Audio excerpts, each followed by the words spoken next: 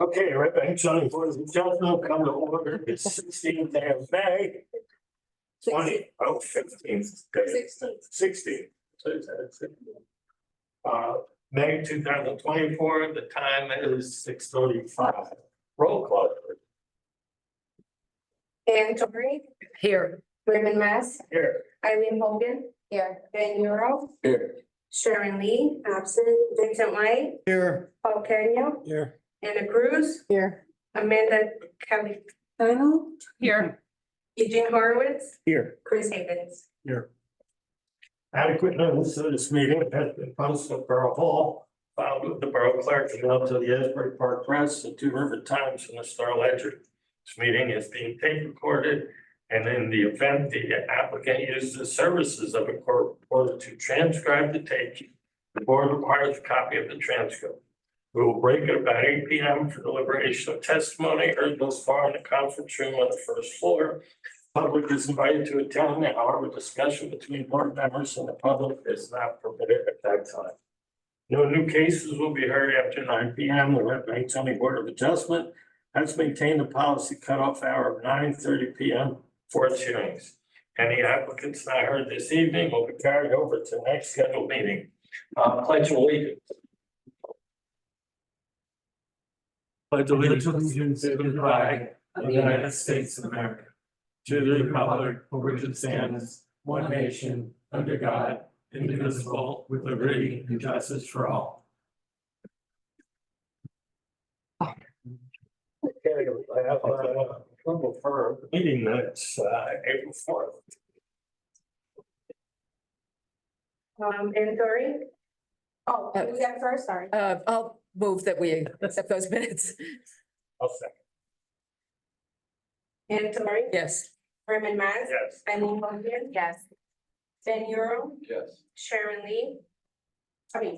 Vincent White, Yes. Paul Canio, Yes. and Anna Cruz. Yes. Okay, we have regular meeting minutes of April 18th. I'll approve them. I'll second. Ann Torrey, Yes. Eileen Hogan, Yes. Ben Euro, Yes. Vincent White, Yes. Paul Canio, Yes. Anna Cruz. Yes. Okay, we have the resolution of approval for 148 Broad Street. Mr. Chairman, this was an approval for a wall sign at the last meeting, and the conditions of note are compliance with Shauna's review memorandum, no third-party advertising. It's not, no interchangeable copy, no fluorescent, it's just a straight up wall sign. And the other condition was the illumination, and it was going to be put on a timer. And what the discussion was, it's going to be off from 11 o'clock PM to 7 o'clock AM, or the reverse, in terms of on until 11 o'clock PM. So if that's acceptable to the board, we can adopt that as modified. Anybody make a motion to approve? I'll move to accept it as modified. I'll second.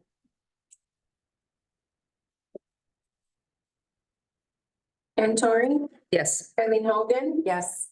Ben Euro, Yes. Vincent White, Yes. Paul Canio, Yes. Anna Cruz. Yes.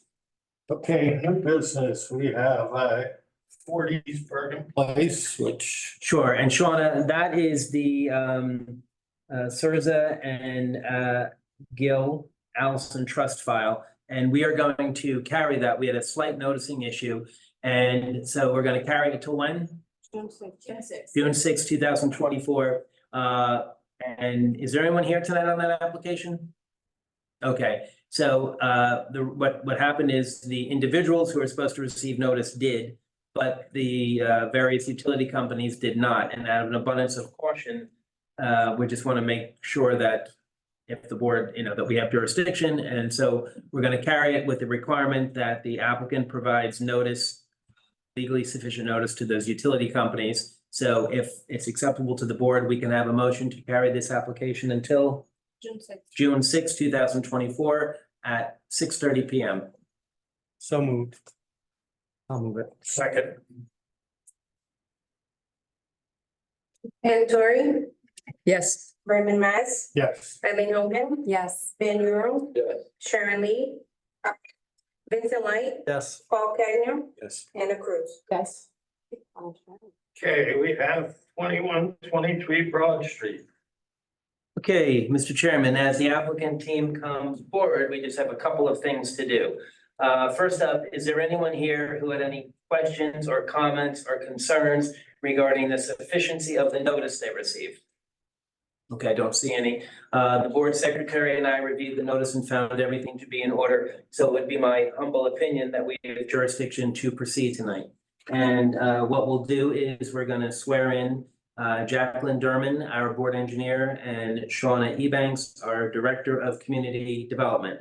So Jackie and Shauna, do you swear that the information and testimony you're about to provide, to the extent you provide any such information, will be the truth, to the best of your knowledge, to help you God?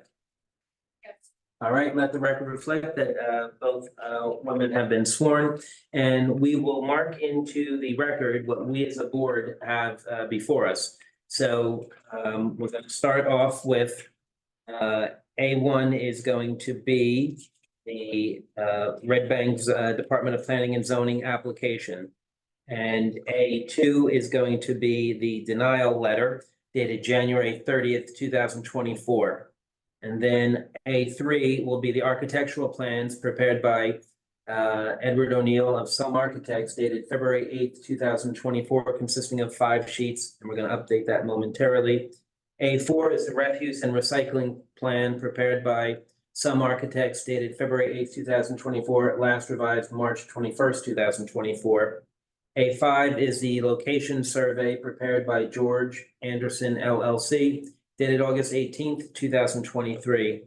A6 is the traffic generation and parking calculation letter report prepared by Lee Klein of Klein Traffic Consulting LLC dated April 1st, 2024. And A7 is the Red Bank Green Development Checklist. A8 is a project narrative and request for site plan waiver and undated. And A9 is the disclosure of ownership. A10 is going to be the T&M Associates review letter dated April 19th, 2024. And then we have another, we'll mark as A11, second T&M Associates review letter dated May 15th, 2024. And A12 will be the architectural plans prepared by Some Architects dated February 8th, 2024, last revised April 26th, 2024. And I think A13, we have a transmittal letter prepared by John Anderson, Esquire, dated May 6, 2024. And Shauna, do I have any HPC or shade tree or police memo that I have to mark in? Yes, the River Center letter. All right, so A14 is the River Center memorandum. Then the historic preservation application. All right, so A15 is the HPC, is it a review memorandum? It's the application and it's. Application. With the conditions, Okay. So I'm sure Mr. Anderson will talk about that. And this is John Anderson. And John, just do me a favor after you enter your appearance. Somewhere on the application, I saw that there technically might be 2 applicants, 21 Broad RV LLC and 21 Broad 2 LLC. If you could just give the principals, identify the principals, so we can just do an internal conflict check if you don't mind. And Mr. Anderson, make sure you and your client speak into the microphone so we can pick it up. Certainly. Thank you. John Anderson of Boston, Filippo and Milne on behalf of the applicants, 21 Broad RV LLC and 21 Broad 2 LLC. Addressing Mr. Kennedy's question, the principal of 21 Broad RV LLC is Marco Savo, he's seated to my right. And the principal of 21 Broad RV 2 LLC is his wife, Jennifer. She's not with us this evening. This is All right, so just hearing that, excuse me 1 second, hearing that disclosure, any conflicts, questions about conflicts, comments about conflicts? We're good to go. Thank you. So Mr. Kennedy, thank you for pre-marking those exhibits. Before I give a brief introduction, one other exhibit that I would likely refer to this evening, maybe we can pre-mark that one as well. Sure. A16. It's actually a resolution of this board. I will give you the resolution number and the date. One second. Resolution 2019-18 on application number Z13309. And the date is June 20th of 2019.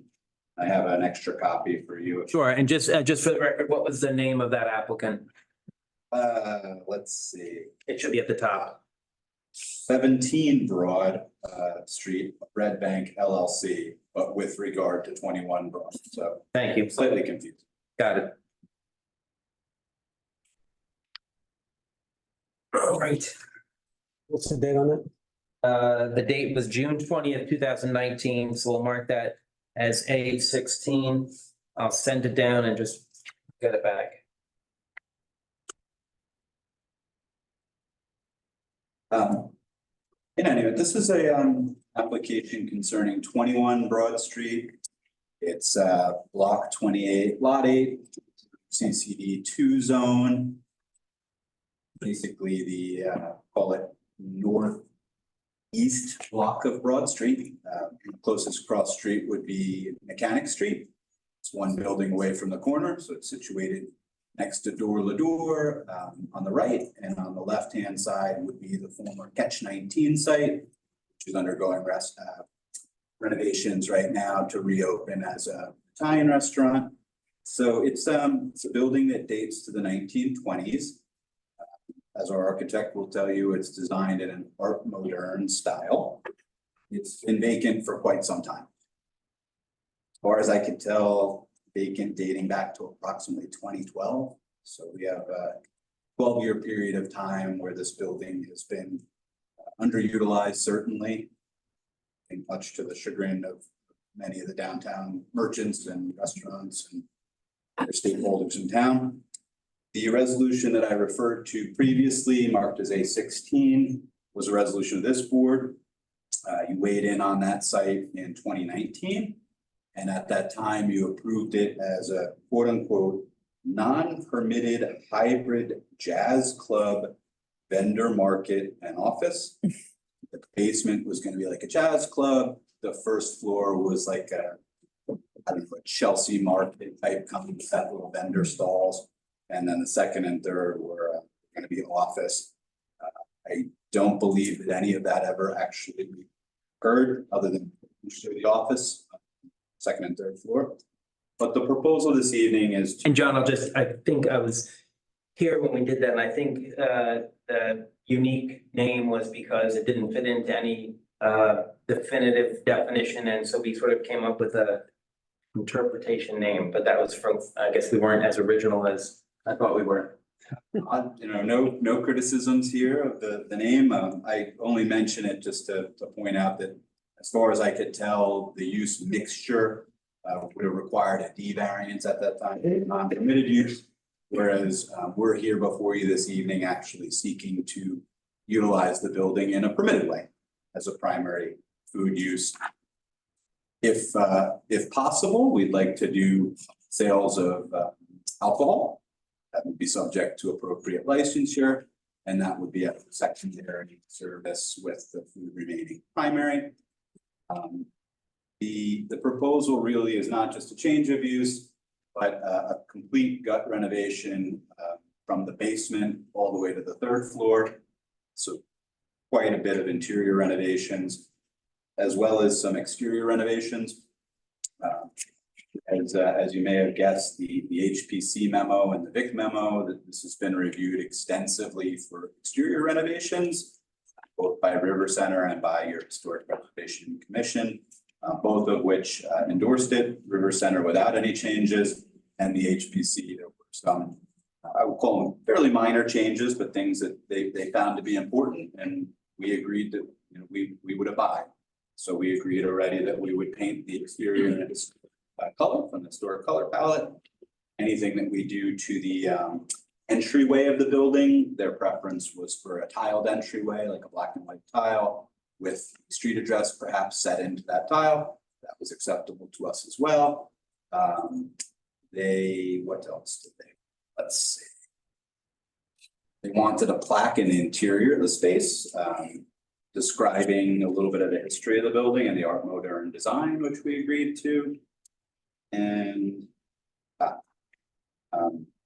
word Doremus, which adorns the top of the building. Our plans previously said that we were going to obscure that word. I think it was a poor word choice, and we agreed it would not be obscured, but rather that it would just be painted to match whatever color the rest of the facade was, which is the way it is today. It's a white facade with white lettering. I think we're gonna stick in a white color palette, also be white, so no major change there. The variances before you this evening are three. One for parking. We don't have any, can't get any. We have 100% lot coverage, and that's a condition that's 100 years old. So no parking now, none proposed. You previously granted a variance for 88 spaces that we required that we couldn't supply. I believe the architect will testify that under his revised calculations, this primary food use would require 143. So it is an increase from what we previously approved, but we'll speak to you on that issue. There was a setback variance identified, which hadn't dawned on me. T&M called it out. It really has to do with a setback of a commercial building that allows residential use. So the thought is, well, there may be an apartment next door to us on the third floor of what is the Ludlow Hall building.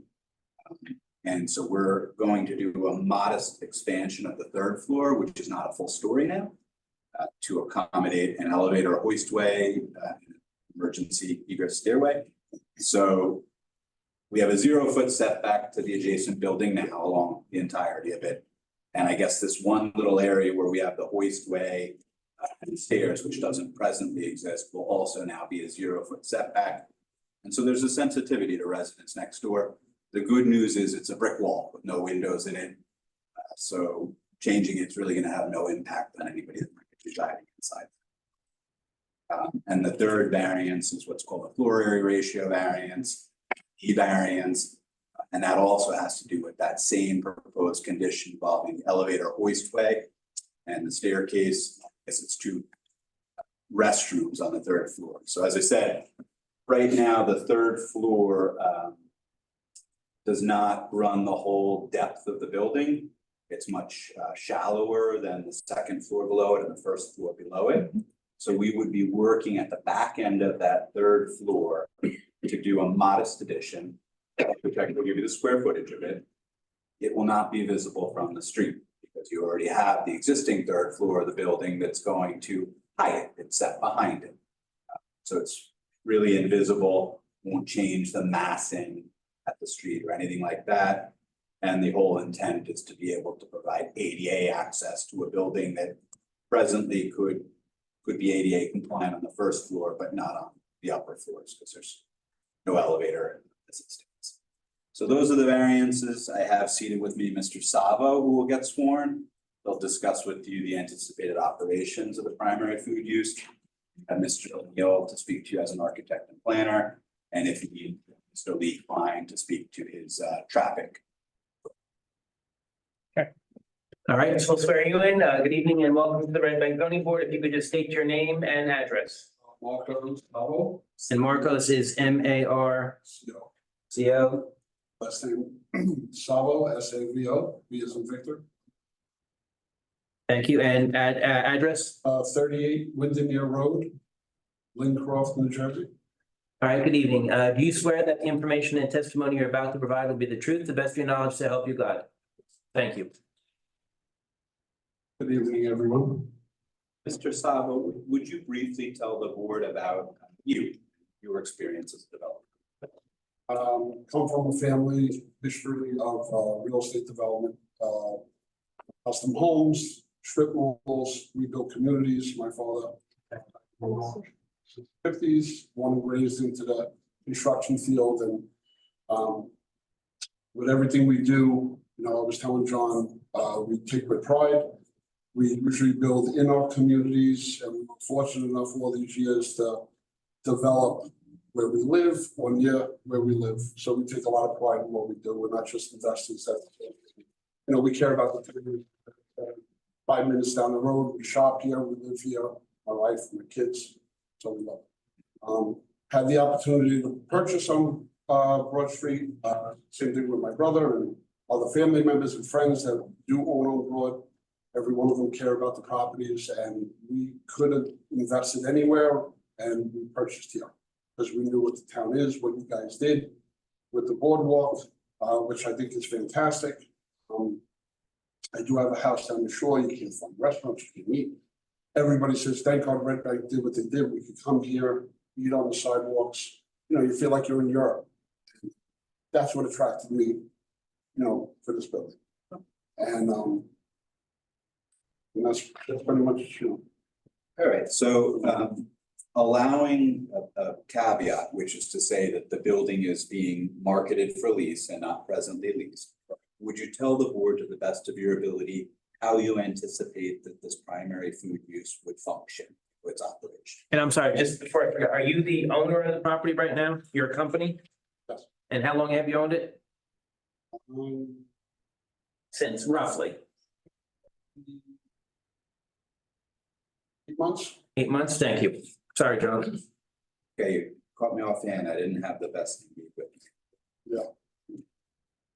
Right, but the operation? So the operation, what we realized, feedback from local, brokers and communities, and pretty much that street really is a restaurant row. The feedback that I've been getting, it's pretty much, retail, it goes so far, but now that we turned that block into what we turned it into, it's a lot of phone calls for restaurants, but, my vision is we have a building sitting here for 12 years that looks horrible. People that know I own it or whatever, please, we gotta do something, let's make a destination, even, a supper club or something with jazz or something where you could fine dine. I'm not looking for either a club or problems with fights in the street, because we all know those businesses don't last. It's the wrong people. So when I brought it to John and Ed, we had this concept of, doing the restaurant on the 3rd floor. We could do an outdoor roof garden, maybe a dessert area. But how the building lays out, the 1st floor, you do have a lot of kitchen area, so the front with the lobby and the staircase takes away. So the 2nd floor would be the dining room. Downstairs, you do need storage for a restaurant, so that cuts half off. So it's not as big as you think once you start splitting up these floors. If it was one ground level of 12,000 square feet, it's a little different than time to do staircases, elevators. Not as big as you think, but downstairs you could do a wine tasting room. And the building, when I was talking with Ed, from the 20s and 30s, it fits that vibe. If you did a jazz, if you did a cabaret, if you did nothing crazy, maybe a supper club somewhere you could sit and eat dinner. Classy, something for ages 40, 50, 60, 70. Everybody I talked to, including myself, you go to dinner, 2-3 hours, like, all right, what are we gonna do? There's nothing else to do. Something you could hear a piano, a destination.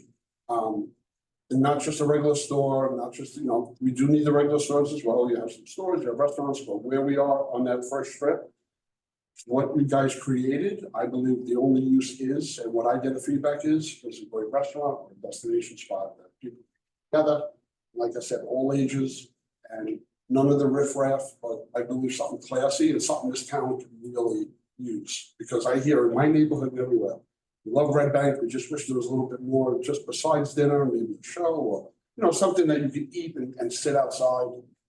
So that's the vibe we got, and we are talking to some tenants, but I'm the type of landlord that I would filter out.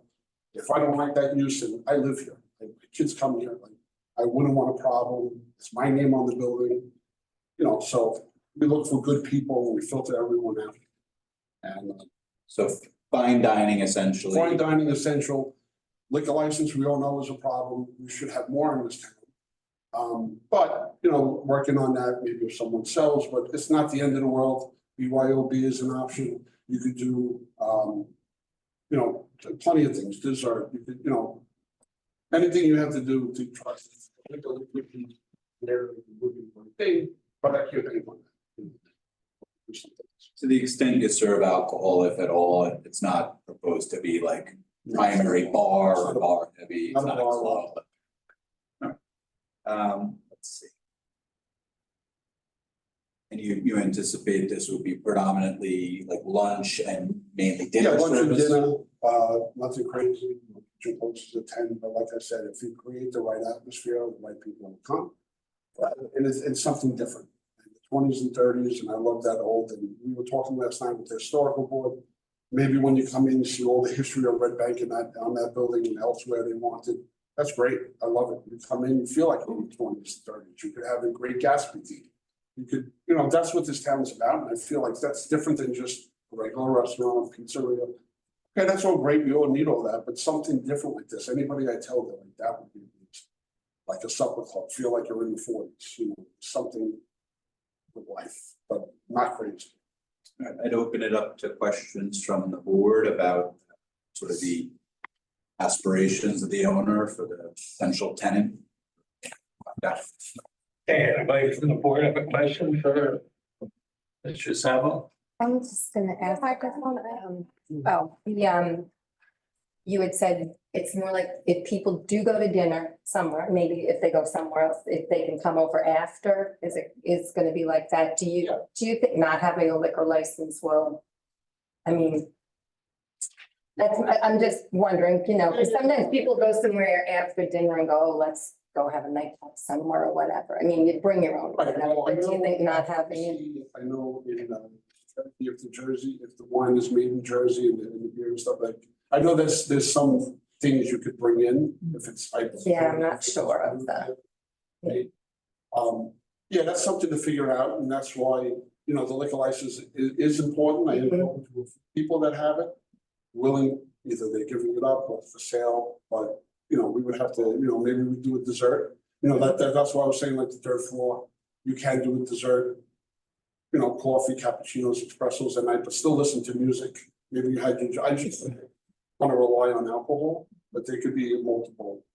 So are you gonna open the restaurant, or did you say you're looking for tenants to No, open? You're gonna own the building?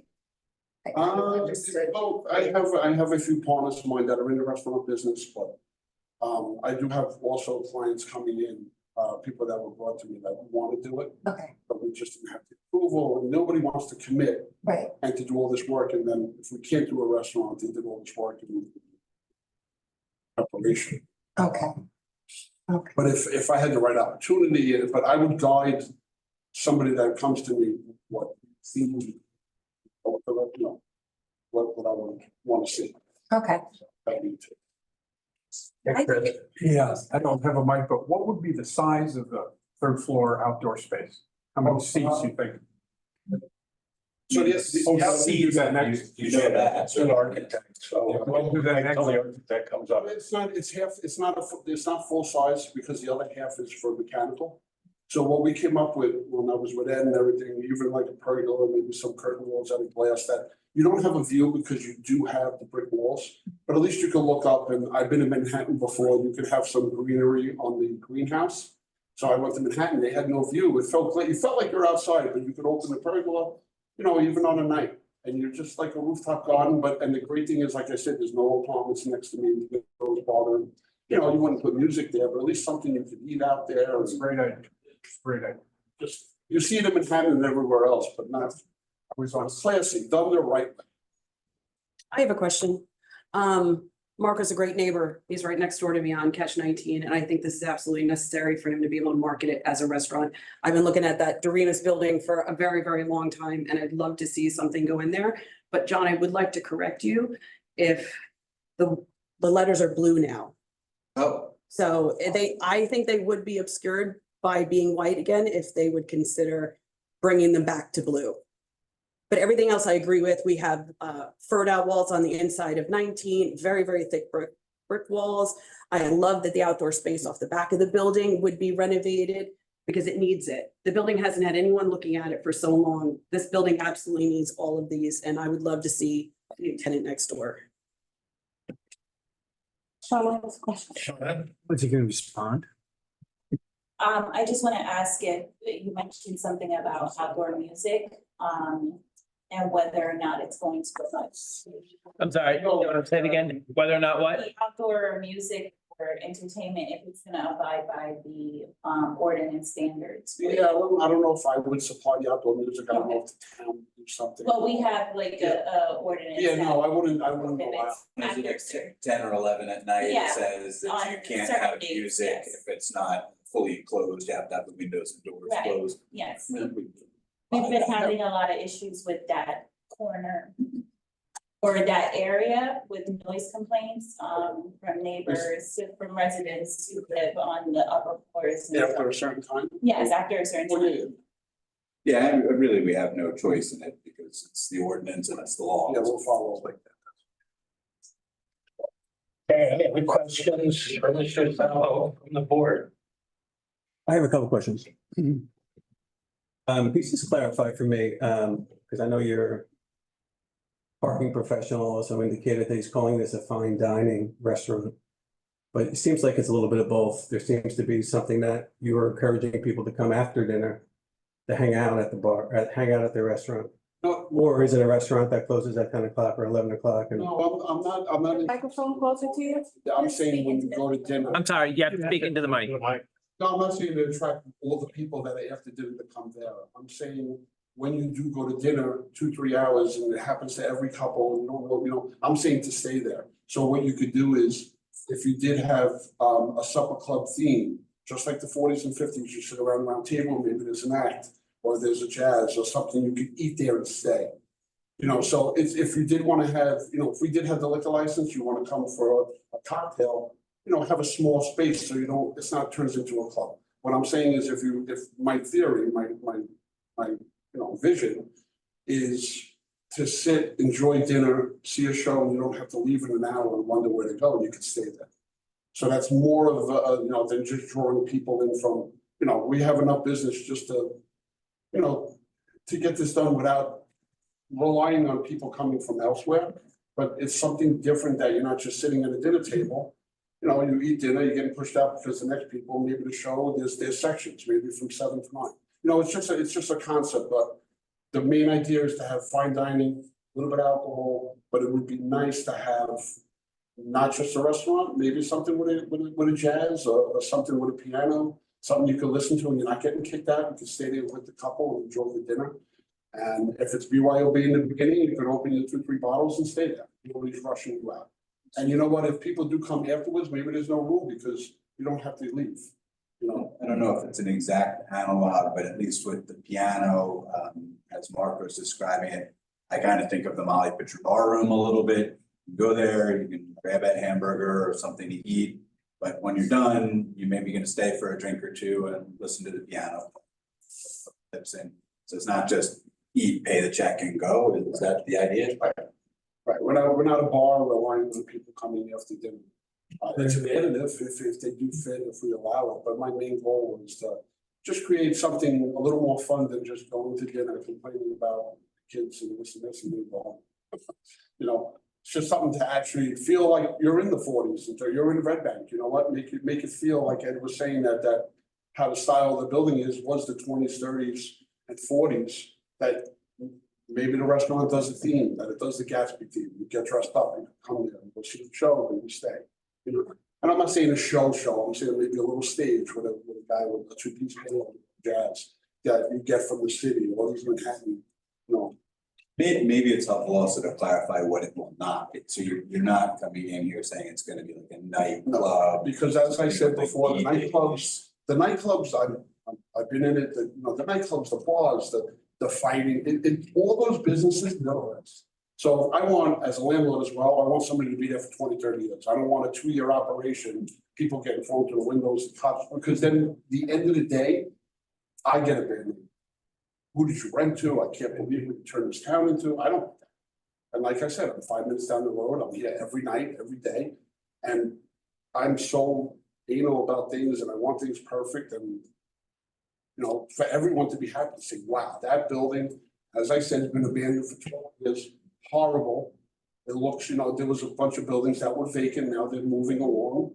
And, you know, now that block is waking up again. And a lot of people think that oh, you can't rent, there's, Red Bank, they can't rent their buildings. No, there was people holding these buildings, like investors, I'm not an investor. So just parking their money there, leaving the building empty for 3-4 years. And when my brother purchased as well, before I knew about the town, I thought the town, that block had a hard time renting. And we both said, you really want to buy a building, maybe they can't rent here. Then I found out the real story is that a lot of these guys that have money and they purchase buildings, took the money, left it empty. That gets me nervous. I'm like, you're making the town look abandoned. And for outside people coming in, I moved here 7 years, my brother's been out there 20 years. But when I first came here, I thought it was having a rough time. I said, wow, it's horrible for the door owners that are there. I think the block's going under. But then I realized there's 7 building owners or buildings just sitting here vacant because they don't know what to do. They leave it there, they park their money. Yeah, I was selling 3 years, I made so many millions. So that's the whole wrong concept. And I just feel we need this. Because I do get feedback from all the towns. Is it your intention to move forward with the renovations, even if you didn't have a signed lease, you would still commence? Well, I'm not gonna build something, yeah, I mean, the inside still, I have to do the elevator, I have to do the shafts, I wanna prepare the building the way it should be, it's so outdated. To make it handicap accessible, staircase, back entrances, everything is correct and kosher. Rooftop and the front facade. Yeah, and Chris? I just wanted to say, I share the idea of a 9 o'clock spot. In my experience, Monmouth County goes out to dinner between 5 and 7, even on Saturdays. And by 9 o'clock, there's plenty of space in a lot of places. It'd be great to have another place to go downtown. You ate somewhere else, came to your place at 9 o'clock, did something. So I think it's great. You're trying to create an evening space. I think there'll be room after the dinner hour, because most people go out at a certain time and at a certain time. But like I said, you attract the right, yeah, you put it towards an older. well, they're here. You just need a place to go. Yeah. They're here. Just a place to go, just to hang out and feel like, wow, it's a social event to get there. And it's the atmosphere you create. If you make a bar and a club, you're gonna get the wrong people. If you make it elegant, classy, people want to come back. They want to feel comfortable and safe. Like I said, 40, 50, 60, 70 years, whatever age you are, you go there, you appreciate music. Just like I had the vision of the tables with the lamp in the middle, you're sitting there with 3 or 4, 2 couples watching jazz or musician on the stage or act. And you get to stay there, nobody's pushing you out. Okay, any other questions from the board? All right, thanks. I would just like to clarify some points for the record. You're planning to do the renovations regardless of whether or not you have a tenant right now? Well, the renovation that I'm saying, it works with or without a tenant. Because the way the building is structured now, how Ed designed it out as well, there's a common lobby, hallway that you have to build with the elevator that services the basement all the way up to the 3rd. So that could be built.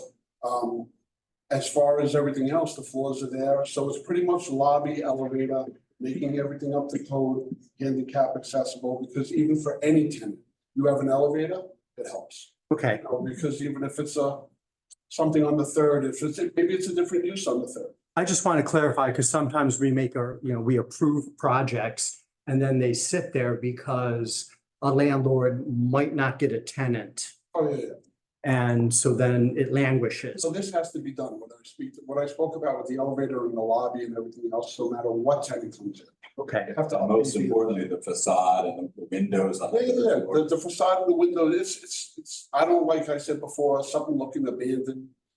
It's, And again, you plan on just being the landlord. You're not going to operate the restaurant. So all this restaurant discussion is hypothetical right now. yes, hypothetical, but if the right case is, and I do have some restaurant people come to me, and if they want me involved, in which I wouldn't be that opposed to it, because then I have to say, and I have this vision that I want to do for Red Bank and have more care than any stranger coming in from another state or, so if the opportunity came to me, I'm not saying I'm 100% against it, but if it's a great use or a great tenant came to me, and I know they're really good background, I would, be the landlord only. But, it's just hypothetical speaking. It's not a set thing with the supper club. I'm just giving an example of what that block means. Right. Yeah. So So all this discussion about the type of restaurant right now is all hypothetical because you do not have a specific tenant. That's all I wanted to clarify. Thank you. May I ask another question? Sure, go ahead, Chris. You say that you need to put in the elevator, the ADA, the main electrical, and plumbing systems. Would you say that you need to put in a substantial build out with main electrical, plumbing, elevator, et cetera, to rent the space? Correct. Thank you. Okay, any other questions from the board for Mr. Sabo? Just one, just for the record, what would the hours of operation be, just so we have it? So the hours, I mean, I can't really tell you exactly because of hypothetical, so, I mean, if it was lunch and dinner, same as the other restaurants, you have to comply, maybe 10 o'clock kitchen closed. Maybe it could be a breakfast and lunch that you can have, get, healthy food and I mean, like I said, when you split that building up, if there is something, with breakfast and lunch, I wouldn't be opposed to that as well. Maybe close at 6, so it doesn't look that it's closed at night. So I would push more the lunch and the dinner, because where it is on the block, you really don't want to see something closed at 5 o'clock, it's dark. It's not a clothing store, so if it's a restaurant, I would try to push the lunch and dinner. But then again, this is hypothetical, so. Yeah. Doesn't work. So it would match similar restaurants that are there with the hours. Because they usually close kitchens. Bar, for example, those like similar hours to what they would Similar hours. maintain for dinner. Okay, any more questions from the board for Mr. Sabo? Okay, hey, I'm sorry, one more. The point that she brought up about the name, did you agree that you'll do the name in a? Yeah, so it's not bad. Now that last night taught me a lot, Ed taught me a lot on history and how the building is. We do want to keep it that black and white theme, because that's what that building is. He'll explain to you what that building is. He really, it's all of It was So yeah, like the Doremus name would be fine. I would just have to, I would do it in black, not blue. Great, that's great. White. Mhm. No, so the Doremus is up there, but at least it's black, in black letters, but the white with the black awning, it's still up there. I know it means a lot. Your family works hard, my father's multi-generation building. You take pride. We did communities and The landmark. Thank you. okay, any questions from the public for Mr. Sabo? You can come up. I'm Sweetwater. No problem. We'll just have you state your name and address for the record. Linda Cohen, 28 Riverside Avenue, Red Bank. All right, good evening. Do you swear that the information and testimony you're about to provide, to the extent you're about any, will be the truth, the best of your knowledge, to help you God? Thank you. My question is about. You got Can you- got to the microphone. Yeah. Pick it up. There we go. Hold it up. That's it. Yeah. There you go. Okay. My question is about the parking situation. Having business on Broad Street, and I'm concerned about what my understanding is from what I'm hearing is that we're going to have a variance for parking the maximum amount of cars that would be available to any business. Is that something that I'm hearing? Because it's going to be a large kind of scale restaurant. So if it's okay with you and okay with the board, we have our planner and we have the traffic tonight, and they'll probably speak to it. I don't wanna jump ahead, but I think what you will hear, the traffic study was submitted previously, and it actually shows if you're gonna have a fine dining type restaurant, that during the week, you're gonna weekday AM and weekday PM, you're gonna have fewer trips to the building. But then on the weekends, it shows more trips at night, so that would be the time, it's like. But that's a hypothetical. We don't really know that. With a fine dining restaurant. Well, but you're saying that's a hypothetical. We Yeah, don't. Linda, just speak into the mic. But the fine dining with restaurant is 100%. That's what I'm looking to. I can't tell you exactly what the concept is, but the fine dining is not going to be a catering hall, That's kind of what I'm asking. Oh, yeah. You know, But that's, I think what's more up in the air would be the type of cuisine that's gonna be served, what's the theme, how does it look? But the proposal most certainly is to do fine dining, primary food use with secondary liquids if possible.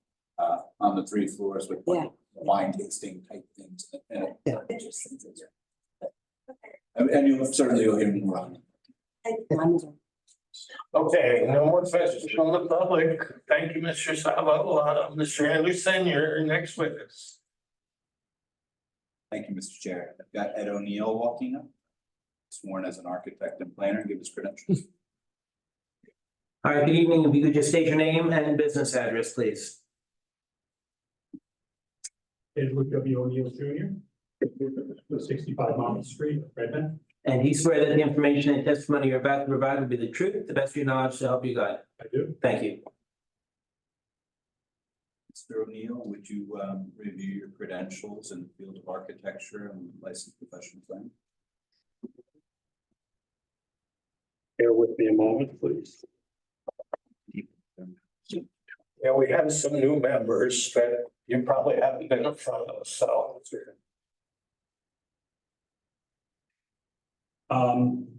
Let's see, I'm licensed as an architect and planner in the state of New Jersey. I've been licensed since 1987.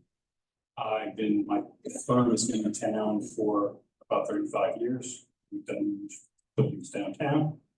I'm also the head of the architecture program at Brookdale Community College and have been doing it for about 34 years. I've been accepted by this board, planning board, and numerous boards throughout the county. I'm sure you know this. Thank you, Mr. O'Neill. One second. Thank you. Mr. O'Neill, just a couple foundational questions before we get into your testimony. You familiar with the subject property, 21 Broad Street? Yes, I am. Have you worked on the property in the past? Yes, actually, my firm worked on the property about 3 years ago. Two hours ago. It was called Aphrodisia. It was a art gallery selling rather exotic artwork from Africa. And that we had done the renovation work then in, I think it was 2001. And your firm prepared the plans that are before the board this evening. I think the most recent update was marked in as A12, is that right? That's correct. You're familiar with the Red Bank Borough ordinances and Red Bank Master Plan? Yes, I am. Okay. Did you orient the board to the same?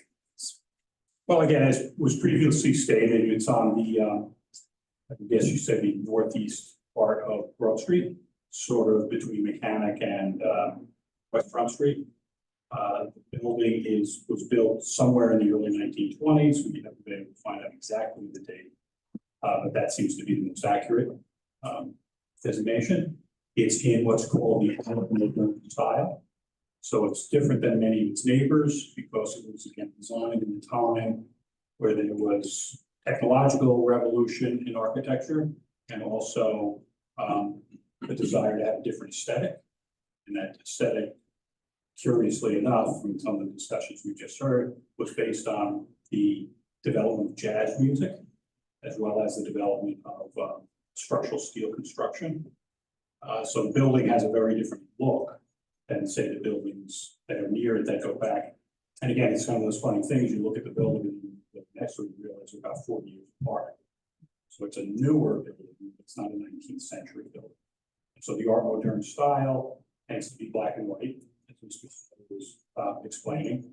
And it's really about, the aesthetic is about motion. And so the ribbon windows are really about motion. And again, not to get technical into the artistic end of it, it's really plays with solid wood. And so the more striking the solid relationship is, that's the building in that style. So hence the long, thin glass windows on each floor, which are incredibly striking if you're in the building, because it's an uninterrupted piece of glass that runs the whole length of the building. It's great view of Broad Street. It's very, very unique. And the ground floor is the same thing. It's almost when you're in the building, the street is almost on top of you. And that was the style. That was the style back in the 20s. Would you discuss the proposed exterior improvements to the building? Yes, make sure. So the facade improvements, which we've presented before the Red Bank Vic Committee, Riverside Vic Committee, and the HDC, the facade needs to be short, but needs to be repainted and resealed. It will be in a historically acceptable color, although it's going to be some form of white. White isn't, there's lots of whites, so, it will be white though. There will be, the storefront door will be relocated slightly to the north, and that has to do with the interior layout. And so that storefront system will be replaced with something fairly similar to what's there. The third floor windows, which are kind of a bastardization of the original ribbon window. Back, I don't know how far back, they put in individual almost double hung windows when they turned them into apartments. Those will be removed and the windows will reflect what's on the second floor. We are adding, they're not really awnings, they're really sunscreens. So there's a very narrow, maybe 4-inch band that runs across the top of the second and third floor windows, which is about 3 feet deep. And inside will be louvers. And the louvers will block that southwest sun that blasts into the building. And that will reduce some of the energy consumption of the building, which is a part of the master plan. And also give a little bit of shadow relief. And on the first floor, there's also an awning, except that one won't have louvers, because that's really to keep the rain off your head as you're approaching the building. But it'll look just like the other one until you get underneath and look up. The last part was, that's Mr. Anderson talked about in the new entryway, the recess will be tiled with, whether it's the building number or something like that, inlaid. And the applicant had agreed to abide the recommendations of the HPC with respect to the paint color palette, the tile, the interior placard, and the Durimus wording at the top of the building, which now the board, of course, has revisited to ask for differentiation. Yes. All right. Would you walk the board through the proposed interior renovations to the space? It is really 3 elements which Mr. Savo talked about, as well as Mr. Anderson. There is an elevator. The elevator that was in the building only went from the basement to the first floor. So the building was not ADA compliant. It also was in a very odd location. We had designed that elevator when it was an art gallery. It was used solely to move artwork from the basement storage area to the first floor. So that elevator is actually being removed. The new elevator will be located where the second and third floor are set. So, as Mr. Anderson was saying, the building, if it's this big, when you get to the third floor, it's only half the size. And so in that area that's now roofed, that's where the new elevator put, and it's the location that allows each floor to be accessed by the elevator, and it allows each level to be accessed by the elevator if there were different tenants. So the whole point of this renovation, at least as far as my office is concerned, is to make the building as flexible as possible to attract different tenancies, because it's been empty for 12 years. So that's why the elevator is put outside the building, which is one of the things that increases the FAR. So I don't necessarily agree with the FAR calculations and the fact that they count that 4 times, because you can only be on one level of the elevator at a time. But that's the way it's calculated, and that's the way we did it. The other thing that's another improvement is the second staircase in the back of the building only goes to the second floor. And with the third floor being commercial use instead of a residential use that it is, it needs 2 means of egress. So the 2 ways to get out of the building in emergency. And so we're proposing to raise that stair on the level to access the third floor. So that's a life safety code improvement. The last thing is that if the third floor is now going to be a commercial use, if so permitted, there are no bathrooms. So we're adding a men's room, a women's room, and that's all that totals up to 455 square feet, which brings the FAR from 3.3 to 3.4. So the FAR as it presently stands is already in excess of what the ordinance would allow, is that right? Yes, I believe the ordinance allows 1.7, and it's a pre-existing condition that we can't do anything about. But again, these life safety issues, ADA compliance issues, and the bathrooms, which arguably are a plumbing issue, are really the improvements. And you said the additional floor area ratio is about 455 square feet total? Right, which comes out to a 0.1 approximate, increase. And it's sort of In the tucked density. discreetly behind the front end of the third floor, is that? Yeah, you won't be able to see any of these additions. You will see if you look down the alley at Mechanic Street, down the alley, which is the service entrance, you'll see that that wall will raise about 8 feet because that's where the stair gets raised to hit the third floor. But other than that, the other parts won't be visible. Broad Street, you wouldn't see it. From West Front Street, you wouldn't see it. No, and the Mechanic Street element is very, very utilitarian, so it's not like anything's historically correct or, and it will be improved if you look at it. It's not the nicest part. Is the applicant planning in any way to increase the lot coverage on the site? No, Aside from that 455 square foot addition, which kind of extends the 0 foot setback on the third floor, is there any proposal to alter or change any setbacks? No. The refuse would be proposed to be handled through the alleyway you described on Mechanic Street, is that? Right? yes, on the first floor, there's a room behind the existing staircase, which is a mechanical room. That mechanical equipment will be expanded, and that will become the refuge and recycling. And that's about, I think the distance between that door and the door that goes into the alley is about 30 feet. And so that's where things will be put out in the alley, which is about 7 feet wide. And that's where trash will be picked up. And then when the cans are put back, you know, containers, I should say, put back, they'll be brought back into that. Would all the refuse hauling be done by private carting at the owner or tenant's expense? That's my understanding, yes. And is that refuse plan largely consistent with what the board would have reviewed and approved back in 2019? Yes, although I think ours is a little more ambitious because of the size of it. Are there any new utility connections proposed? You previously mentioned the site would be ADA compliant, whereas presently only the first floor was. Yes, Will all rooftop mechanicals be screened from site? yes, the rooftop mechanicals will be on the other part of the roof from where the proposed outdoor dining is. So it's obviously in the developer's best interest to screen it off from where the dining or, rooftop dining would be. And it's surrounded on the other 3 sides by party walls. Party walls are firewalls that protect the, most of the openings.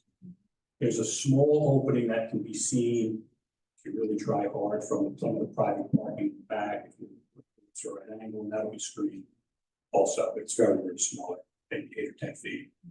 Would the site receive deliveries through that alleyway that you mentioned as well? Yes, especially now with Broadway's.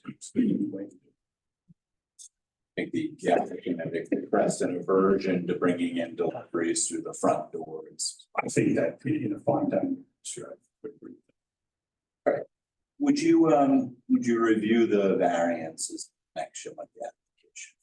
Okay, so if I start with the C variances, which, again, went over a bit, there's obviously there's a setback variance because one of the neighbors has a residence.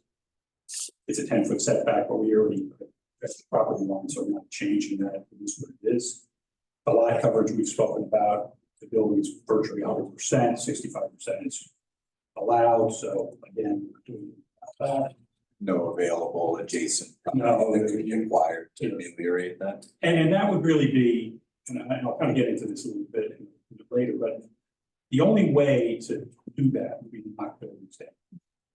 And I was recently in Atlanta, and that's a place where they did that.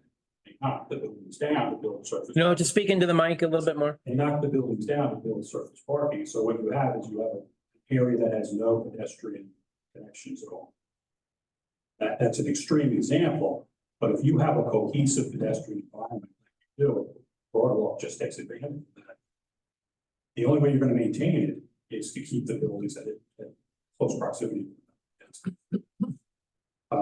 So we're not proposing to change that. The loading space is the loading space that it's always been since the 1920s. And then parking. What the strategy coming into the meeting and developing with my clients was, if we're going to go for a parking variance, why don't we say this would be the worst case? Put the entire building, basement 1, 2, 3, is primary food. What is the parking load? And we come out to 143 spaces. Now, that doesn't mean that all those floors will be a restaurant. It just gives my client a little flexibility in trying to attract tenants to fill the building, which again has been empty for 12 years. So that was the whole point, was not to try to come in and say, well, if we this here and this here, we can try to cut the number. It's more to say, look, if we're trying to do this and somebody's willing to do it, then this is the worst case scenario. If somebody decides to go on the 3rd floor and open up an architectural office,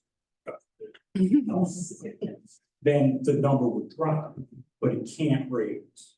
Or if the basement were solely devoted to storage and didn't accommodate any wine tasting. Then again, it would drop. So that was the general strategy, was not to try to piecemeal it. To come to the board and say, look, this is what we're proposing, this is as far as it's gonna go, it can only drop. And the floor area ratio variance is then, the testimony was that that's attributable to the elevator, hoistway, 3rd floor restrooms, and 2nd stairwell. Yes, and it's all building code required stuff, and there's really no place else to put it. I think Mr. Savo, in testifying, really, well, it's not as much square footage as you think. Because when you really look at the building and look at how it's broken up and stacked, each floor is not that large. The largest floor is the first, and that's where the kitchen would be, and the kitchen's gonna be here. Restrooms on every level, Every level, you have circulation, you have, it's all. 3 staircases in total. No, but there's 2, but the one goes up, but it takes up a lot of space because it's it's not a switchback stair, it's a rotation stair, so you go up, go around, go up, up. So there's more and more circulation, and that's the stair that's there. But the existing stairwell at the street, will that remain? Would there be 3 in total inclusive of that stairwell? I think we're talking about the same stairwell. I have another question. Can you break down the floors for me in terms of square footage? You start with the basement, then we'll go first, second, third.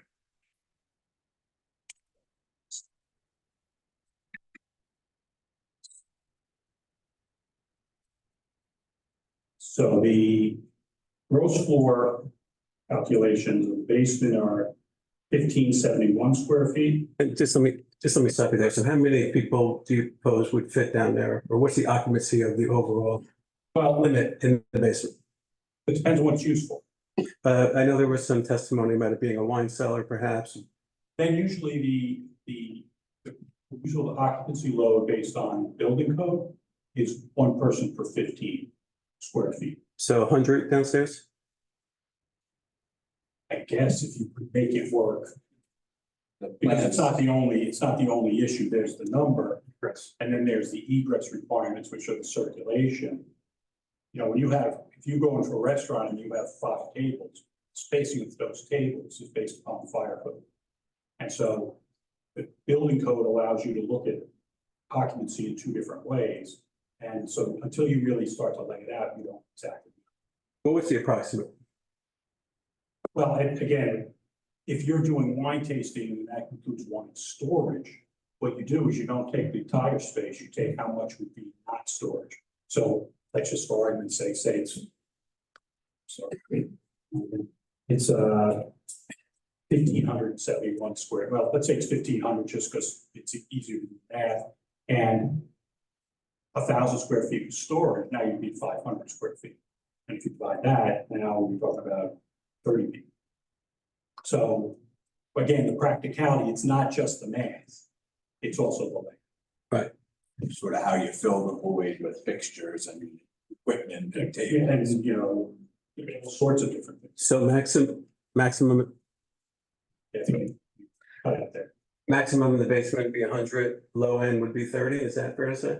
If it was a wine tasting. If it was not wine tasting, it was just storage of wine, the occupant load goes down to probably 5.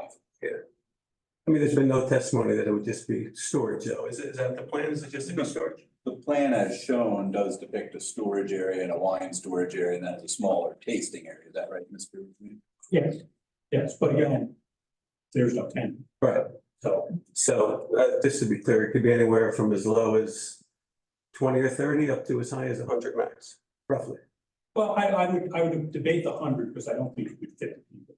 Okay, If you fit the people in, they'd be no one. okay, okay, fair enough.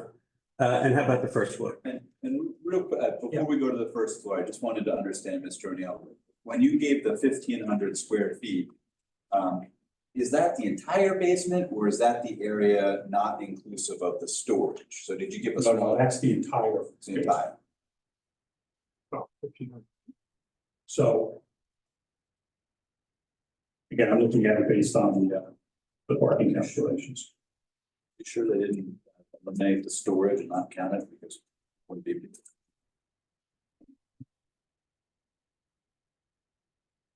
What's the total floor plate? Total floor plate is on the first floor is 3,393. What percentage do you lose for circulation and mechanical? Rule of thumb is about 20%. That's all? Yeah, and that's pure circulation, as in egress pathways through dedicated corridors, and that doesn't include bathrooms, things like that, because it goes up. So you're gonna lose 40% Probably. of the second floor. Chris, is your microphone? Probably.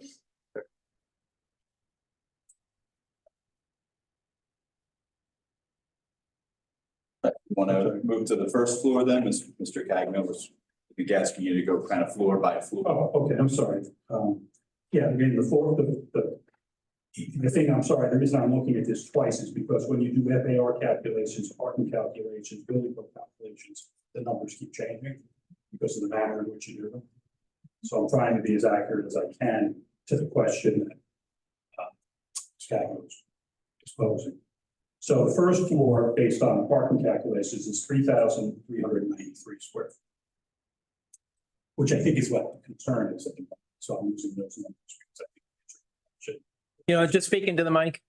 answering your question to the best of my ability. And is that's inclusive of the footprint taken up by the stairwells, the elevator, proposed kitchen, the trash room, Yes. restrooms, storage area, janitor's closet? Right, because in parking calculations in the ordinance, it's literally a rectangle of the building taken from inside wall to inside wall. Right, okay, so I think my colleague, Mr. Havens, said roughly 20% of the floor area on the first floor would be devoted to storage or something like Well, that? usually 20% is to circulation, not within the space where the same seating would be. Okay, so that's And on the 20. first floor, you take the kitchen is checking. Okay, so It's what, like half the floor. so we're saying roughly another 2,000, are we saying 2,000 square feet of space, restaurant space for customers to come? I would say a little bit less than that, maybe 1,500. I think it's exactly 15. I think it's 1,415 square feet if you take out all of the hallways, kitchens, toilets, elevators, stairwell, and your setback for your front entrance. It's about 1,400, so it's half. You only have half of I that. don't think we showed a hostess area or anything like that, so you have some space to. Or look at circulation between the tables, which we spoke about. And would that be also roughly 75 to 100 people max on the first floor? Probably somewhere in that vicinity. Okay, and how about the second floor? The second floor, again, is slightly smaller. It's 3,228 square feet, 28 square feet. And again, that has the, again, the staircase. There's obviously when you're on multiple levels, there are larger hostess stations or, waitress stations and waiter stations because the service has to be brought up. Sometimes it's a service bar, depending on whether they end up with different places. But that's why Mr. Savo said that he envisioned that being the main. On the second floor. Yes, because they have the square footage to accommodate it, because the kitchen would be on first. So would that second floor be over 2,000 square feet that would accommodate customers? It could be in that vicinity, yeah. And then, so that could potentially hold 200 people on the second floor? Well, I think that would be really stretching it out. Yeah, but what is the total occupancy for the entire building if we were to assume that it was gonna be built to your drawings? Well, again, you can't really say, all you can do is put a general number to it. Yeah, I mean, approximately. Which is again, 115 square feet, but again, it's a net number. So you have to basically look at the building, take out everything that's not not dining space, and then put the number back, dining. I mean, we're also presuming that if you have a six top, that there's six people at it. You could have a six top and there could be three people at it. Well, I guess I'm confused because, I mean, you're designing a restaurant, you have no idea how many people you can accommodate approximately? No, because what we've done is we've designed the infrastructure to allow a restaurant. So the infrastructure we've designed is mandated. So we're looking at what the code implications are to the building and say, oh, you have to have this many bathrooms, you have to have these, you have to have an elevator, you have to have a. And then when you look at that, that's what's left is what you can use as dining.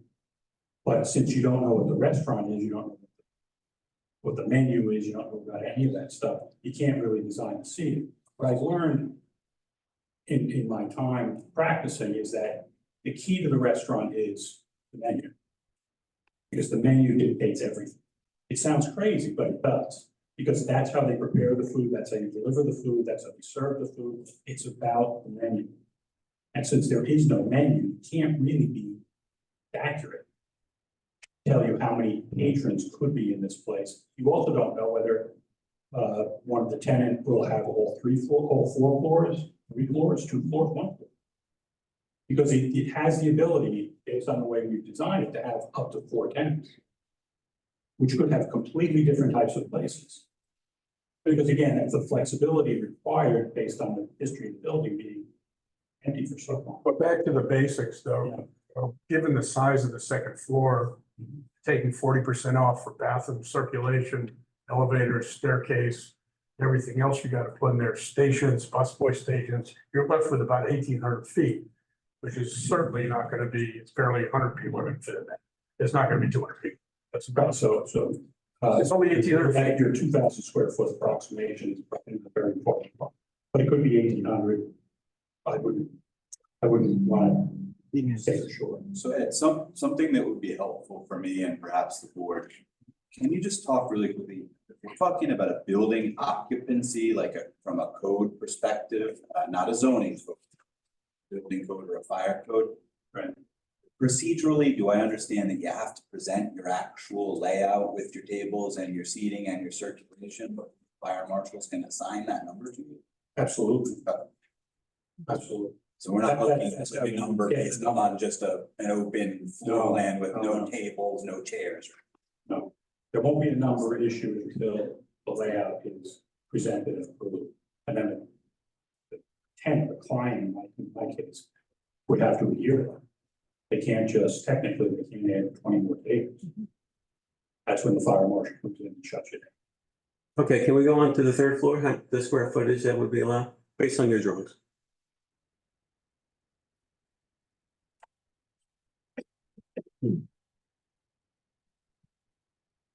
And again, the third floor is 1567. It's basically the size of the basement. Because I'm not trying to, but structurally, it goes all the way up. The 2-story parts. Okay, and then just back up a little bit. You had said that there could be potentially 4 different tenants. Can you just explain what you're talking about there? Well, in other words, the way that the circulation is done, you could isolate each floor by entering into a common access way that would go out the front door. Remember, there's 2 front doors in the building.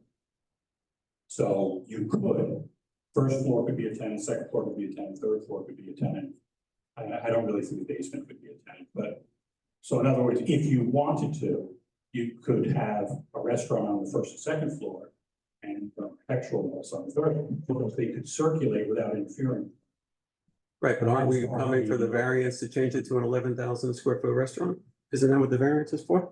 So they want the flexibility to be able to have a restaurant that covers all floors, and that's the target audience. But if you found that the market would only allow for a two-story restaurant, because everyone says, man, 3 stories, that'd be nice, but I'm biting off more than I can chew. Then you could theoretically, if you had a great restaurant that you wanted to rent to, you rent them the first and second floor and maybe the basement for storage. You got their storage, their kitchen, their main dining on the second floor. You got a third floor left over. Maybe that becomes some other use that's permitted in the zone, like an office. It would have a lower parking requirement than what we're presenting to you. So it wouldn't be a higher parking requirement where we'd be coming back to you again. Okay, At 143. okay. And then the square footage on the roof? The like top dining, Yeah, about 800 square. 800, and of that, roughly 20% set aside for storage. Yeah, storage, circulation, things like that. There's again, waiter station.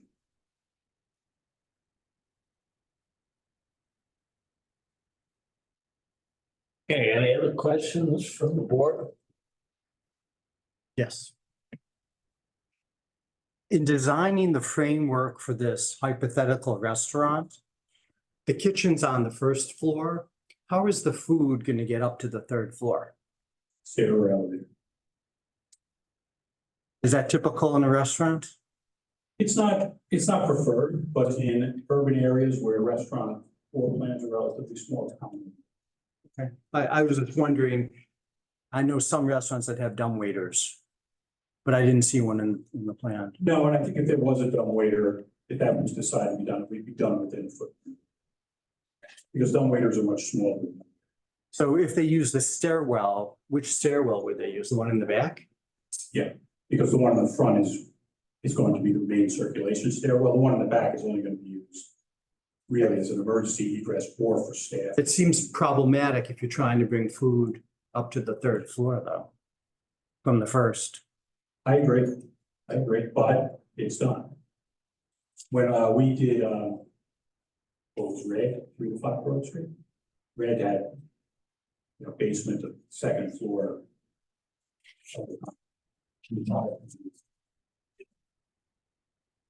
And I said the same thing, so it's quiet, he said, one legs. Char is similar as well. They have storage in the basement, kitchen on the first floor with some dining service, but overflow dining on the second. And they don't have an elevator. So, again, seems almost crazy, but it is done. You want to continue with your other stuff?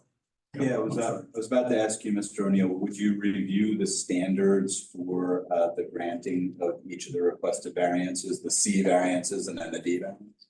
Okay, well, the D variance is for the FAR members. And so, what I've looked at is the positive criteria regarding the granting of the D variance. And I kind of keyed it into municipal law. Before you even review sort of the positive or the negative, just kind of taking a step back, it's a very experienced board. But from a legal perspective, would it be accurate on the D variance to say you're looking to make certain on the positive end that the site can accommodate any the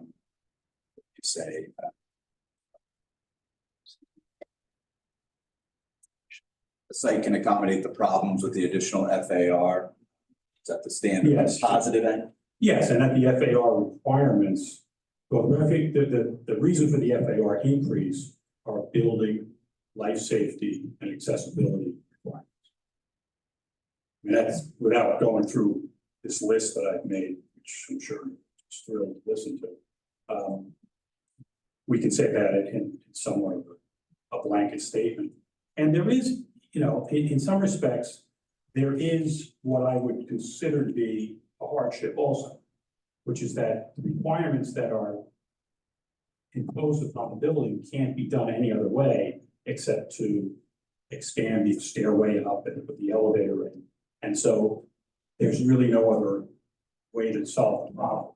So I can see that some degree being a hardship because of the existing context of the buildings. One thing that dawns upon me is that you have a three-story building, but the third floor is not as large as the floors below it, creating an existing flat roof that's tucked away from site in which to locate the FAR. You Yes. say that that would support the fact that the site can accommodate that additional FAR, And that's all not right. making any larger apparent massing of the structure. Right, it would not, as we testified before, the additions won't be visible from anywhere. Unless you're literally on the deck. All right, and with all the variances, we'll review the negative criteria, but how about just the legal standard, not yet your proofs, but the actual standard that we have to meet in order to receive a parking variance, in order to receive that setback variance that we discussed.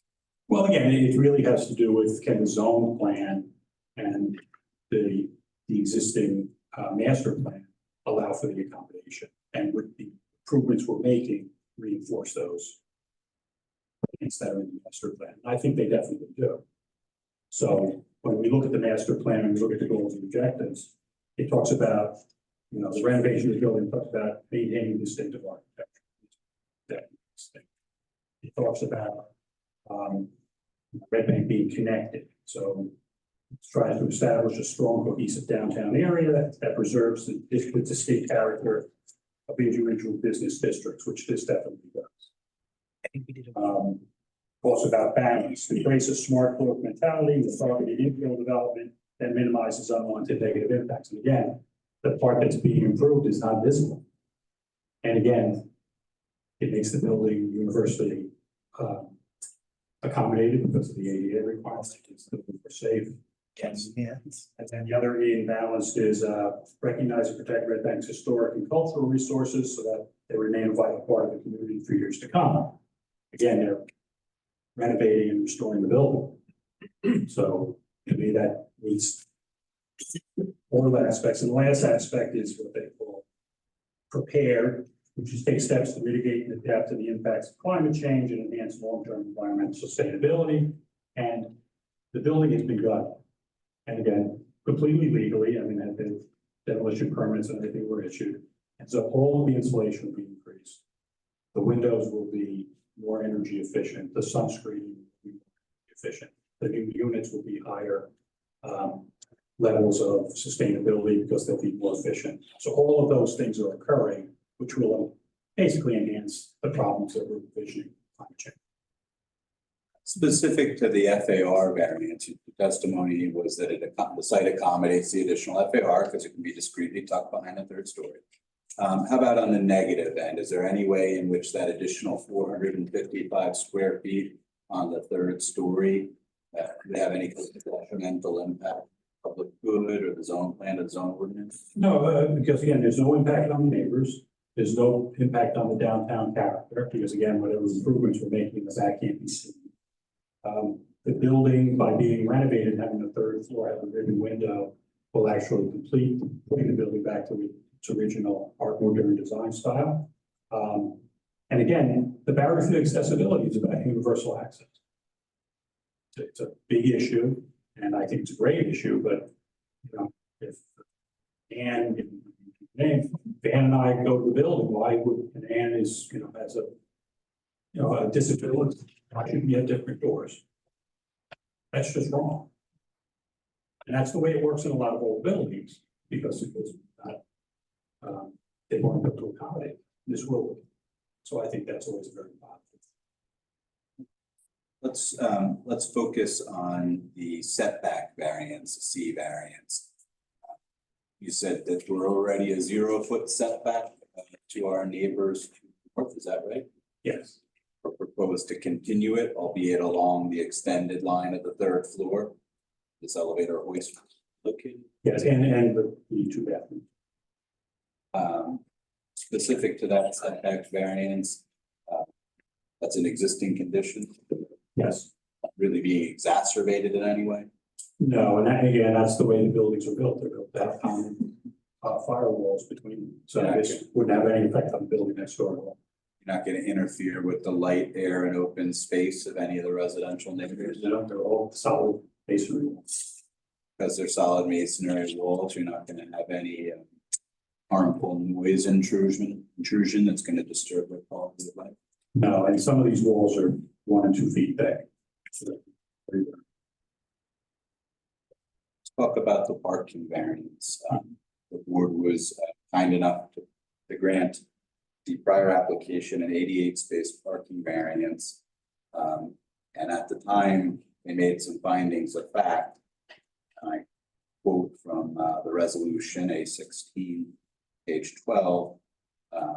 Some of the things that they were talking about was the availability of off-street parking in the area of the applicant's facility.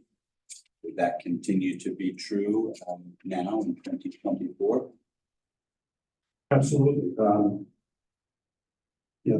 There's parking within a block or two in both directions. And so what the impact of the traffic report that Mr. Klein did said was that he didn't see that being insubstantial or any real, I'm sorry, speaking to the mic. there wouldn't be really any negative impact. So you have an aerial photo with you? Do you have extra copies that we could pass around to the board? Mr. Kennedy, I think we were up to A17, if I'm not mistaken. All right. A17, and what is A17? It's an aerial photograph from Google Maps of the subject property and the areas. Thank you. Utilizing A17, we call to attention some of the better known public parking lots and share. So there's one there, County Street, where the side entry is, which is a block away. There's, Is that what people would refer to as the east side lot? yes, that's the east side lot. And then obviously on the west side, it's ways English Plaza and One Street. And then obviously the one on Mechanic links to the one. And then sort of out of frame would be Marine Park. It's your understanding that there's a proposal to change the layout of Marine Park to move the parking further up the hill and move the green space further down the hill. Yeah, so the area that used to be the clay tennis courts is the area that's used. Pretty far, which I think is a great idea. And then the parking lot that's down by the water would be. So that would make it another probably 2 blocks closer to downtown. Also have the hospital's Globe Court garage and Globe Court surface lot in close proximity. Yes, that's on the other side of Mechanic Street. Is it fair to say that the site is literally ringed by public parking? Yes. Some of the other findings that were made by the board back in 2019 were that many similar downtown establishments in the CCD zone, including primary food service and primary liquor establishments, do not necessarily have sufficient, let alone any off-street parking on site. I don't believe any of them do. And again, the whole idea of the boardwalk was to take advantage of it. There's some discussion also on page 12 of that resolution about how the peak parking demands would be nighttime, where it might not compete with some of the other daytime retail or office or other establishments. Based upon the testimony of the applicant, that the primary service would be intended to be dinner service, would that still be true? Yes. We don't have any parking on the site. Never did. Is there any way to get any parking on the site without demolishing the building? No, or demolishing neighboring. I'm sorry, the mic's not picking up. Yeah. No demolition of this building or any of the neighboring buildings, because again, as discussed before, that would destroy the downtown's character, which is directly at odds with the master plan. Are we ringed on 3 sides by existing fully developed sites occupied almost entirely by building area? Yeah, well, actually, if you take the alley away, we're ringed on 4 sides. Side being Broad Street, where municipal Which- right away. Exactly. There's no ability to acquire any of these. Will update parking. No. Delivery trucks come down. I want to talk to you about some of the board's findings back from 2019 about I just come. kind of the Out here and it's. kind of the vacancy, right? At that point in time, it was You, 10 or so years. Now we've testified that it's been vacant. because I've never lived on. So some of the findings at that point in time. Let's see. Presence of vacant buildings on Broad Fire Street station. downtown commercial district does not promote the commercial interest or economic stability of the municipality. That we can continue to be true today. Certainly, I mean, that was the whole reason for creating River Center and the streetscape on Broad Street. We're old enough to remember. Just into the mic. If we're old enough to remember the dead bank days. That's why all those initiatives were done. I am. The board previously found that full occupancy and utilization of the building, particularly the building in the heart of the downtown commercial area, will be beneficial to the borough of Red Bank. Does that continue to be true? Absolutely. Full occupancy and utilization should help other area businesses as well. Does that continue to be true? Absolutely. Full occupancy will promote economic strength and vitality, attract pedestrian shoppers and patrons for other existing uses. Recognize the innate challenges for retail uses in today's sort of Amazon type environment. Does that continue to be true? Yeah, that's a national.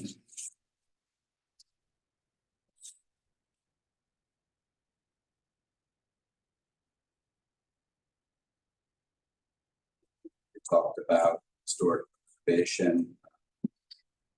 Board found on page 17 that the renovation would allow for an aging structure to remain intact. It's a legitimate development planning goal. Is that still true? Yes, and that's in not only the master plan, but in municipal land use law.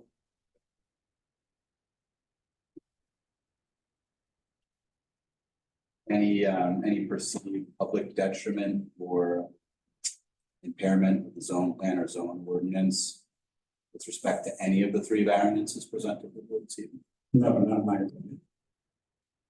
I would open up witness to question. Any questions from the board? Mr. I O'Neill? have a quick one, just on the floor area ratio. Am I reading this right, that the current floor area is 3.3, which is already almost twice the allowed, and you're proposing to go to 3.4? So it's a Right. very small increase. Exactly.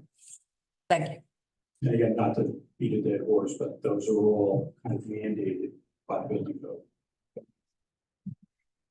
Sharon? Would you mind if I just went through some items of the letter that needed testimony? I promise I'll be brief. That'd be great. You have our plan, our letter dated May 15th? Yeah. If we could just turn, again, just trying to go through down the list. Page 3, item 2.3, it looks like there is an elevation change since you're relocating the front door. We just want to make sure that you considered the elevation change and you're designing it for ADA standards. It will be, we would have to do a survey to get an exact inch, but it's fairly flat. Okay. I'm pretty confident to do it. Good. This may be more of a Shauna question, but it looks like there's, the canopy extends in the right of way. In the past, the borough required a lease agreement for canopies in the right of way. If that is required, would you be opposed to that? No, we assume that. Put me to the test, because I looked through the ordinance, had in my head the Highlands ordinance, which says you can have an encroachment into the public right away for awnings or canopies, as long as it's at least 7.5 feet in height. I think you have to have this somewhere in there. I couldn't find it, but I did see you allow some projecting signs to a certain extent. So it's not unheard of. And just trying to think, we have Garmany and you have Robinsons and you have Char and you have a bunch of them where they do have fixed awnings and things that encroach significantly. There's a method for that. Just going back to the refuse area, I know this is all hypothetical, but are you confident that the area that you've designed is enough space for all these uses or any of these uses? Yes, no, I'm confident, and we've done a few restaurants where the refuge area has been and it's been fine, so we kind of said, well, it's bigger than those, so they're. Thank you.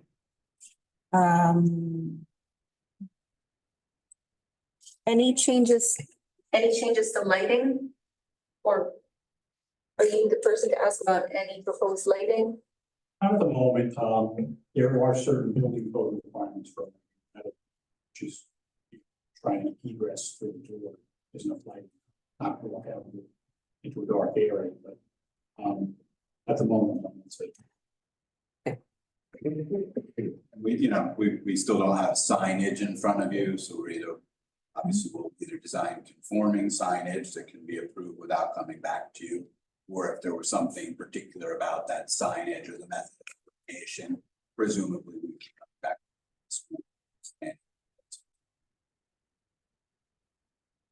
And are there any issues right now with drainage that you're going to correct if they do exist? We don't see any issues. The roof areas are piped underground to the street. So we would, if there was a problem.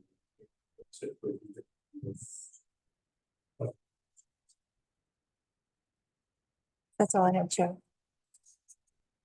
Thank you. Anybody else from the board have a question for Mr. O'Neill? I have a couple questions. Okay.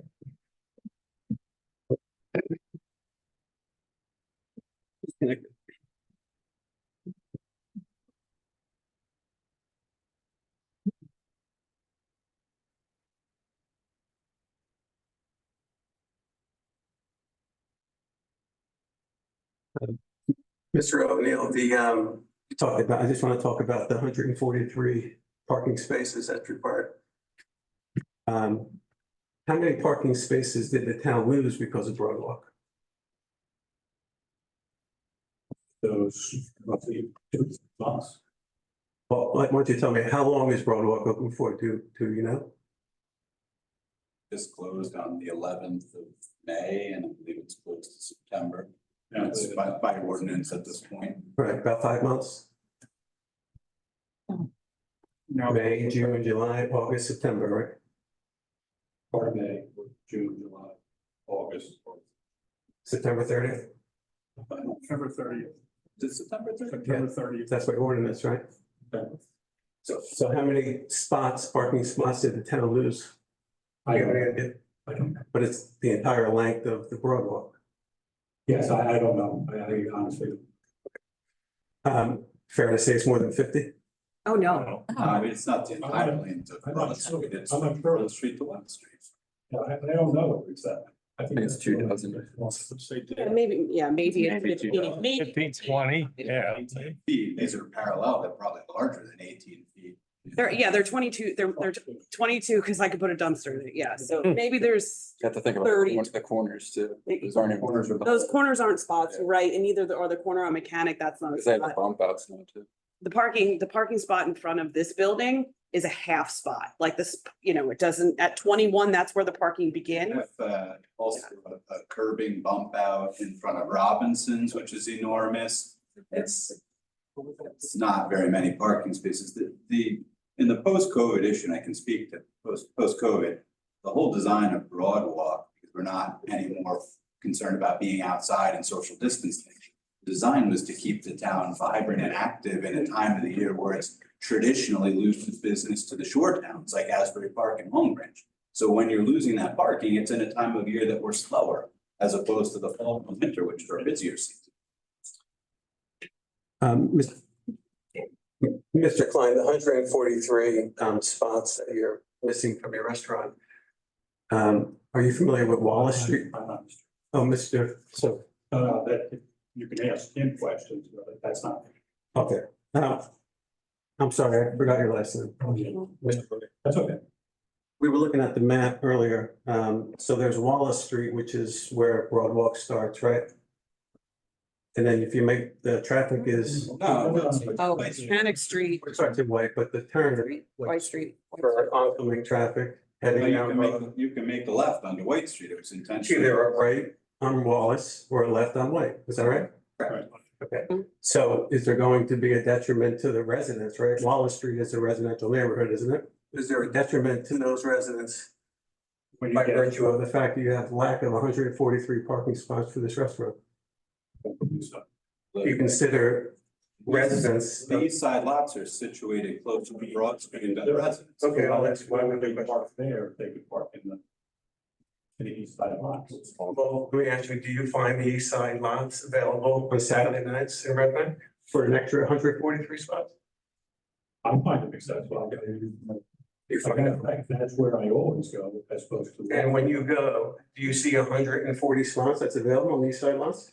I think the 143 is an overstatement because the building's gonna be devoted to some use. It already received a parking variance for 88 spaces as it was for the hybrid jazz type club. So yes, we need 143 spots, but you have to think about what the delta is. What are we coming back to you asking? So it's not 143 that we're asking for. We're asking for an additional 60 or so. Yes. Okay. 55. Well, do you think it's a detriment for the residents of Wallace Street to have an extra 60 cars circling the Wallace Street neighborhood looking for parking? No, because I don't think that's what happened. And are we gonna hear testimony about the traffic? There are no further questions of this witness. Are there any further questions from the board for Mr. O'Neill? Okay, we'll close that. Any questions from the public for Mr. O'Neill? Close that. On to your next witness. And all of our witnesses will remain sworn if there's something that's appropriately addressed. Then they'll certainly come back and ask any. Sure. Thank you. Thank you, Mr. O'Neill. Thank you.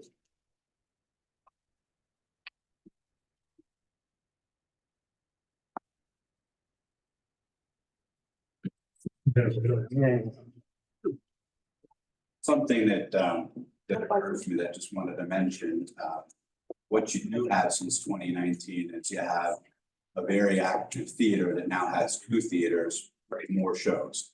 So you have potentially more people coming to town anyway for an entertainment use. Not everybody that's coming to town is coming to town uniquely to see us. They're gonna be coming to town to go to a theater, and presumably they may want to get a meal beforehand. And we might just be one of many options. If we weren't there, they might still be coming in to eat elsewhere. Go to that show or just eat. So we're trying to be part of a vibrant use mix where people go to multiple locations on one visit and not just come specifically to us. Mr. Klein? All right, good evening. If you could just state your name and business address? Lee, middle initial D as in Daniel, Klein, Klein. Klein Traffic Consulting, Principal, 156 Walker Road, West Orange. And welcome. If you could just raise your right hand. Do you swear that the information and testimony you're about to provide will be the truth, the best of your knowledge, to help you God? I do. And for the record, you're testifying tonight in your capacity as a licensed. Professional traffic operations engineer and professional. Thank you. Mr. Klein, would you briefly put your credentials on? Certainly. I've got a Bachelor of Science in Civil Engineering from Rutgers University. I'm a professional engineer in the state of New Jersey, with time and good standing. I'm also a nationally certified professional traffic operations engineer. I been before, well over, probably now I can stop counting, over 150 to 200 boards throughout New Jersey. Accepted as an expert in traffic engineering, market analysis. Thank you, Mr. Klein. So I prepared a traffic engineering, trip generation calculation and a parking generation calculation dated April 1st, 2024. And that's exhibit 86 that was introduced tonight. And in that, I prepared 2 tables. I prepared a table of trip generation, which is table 1. And we looked at the previous uses or previously approved uses of the existing property.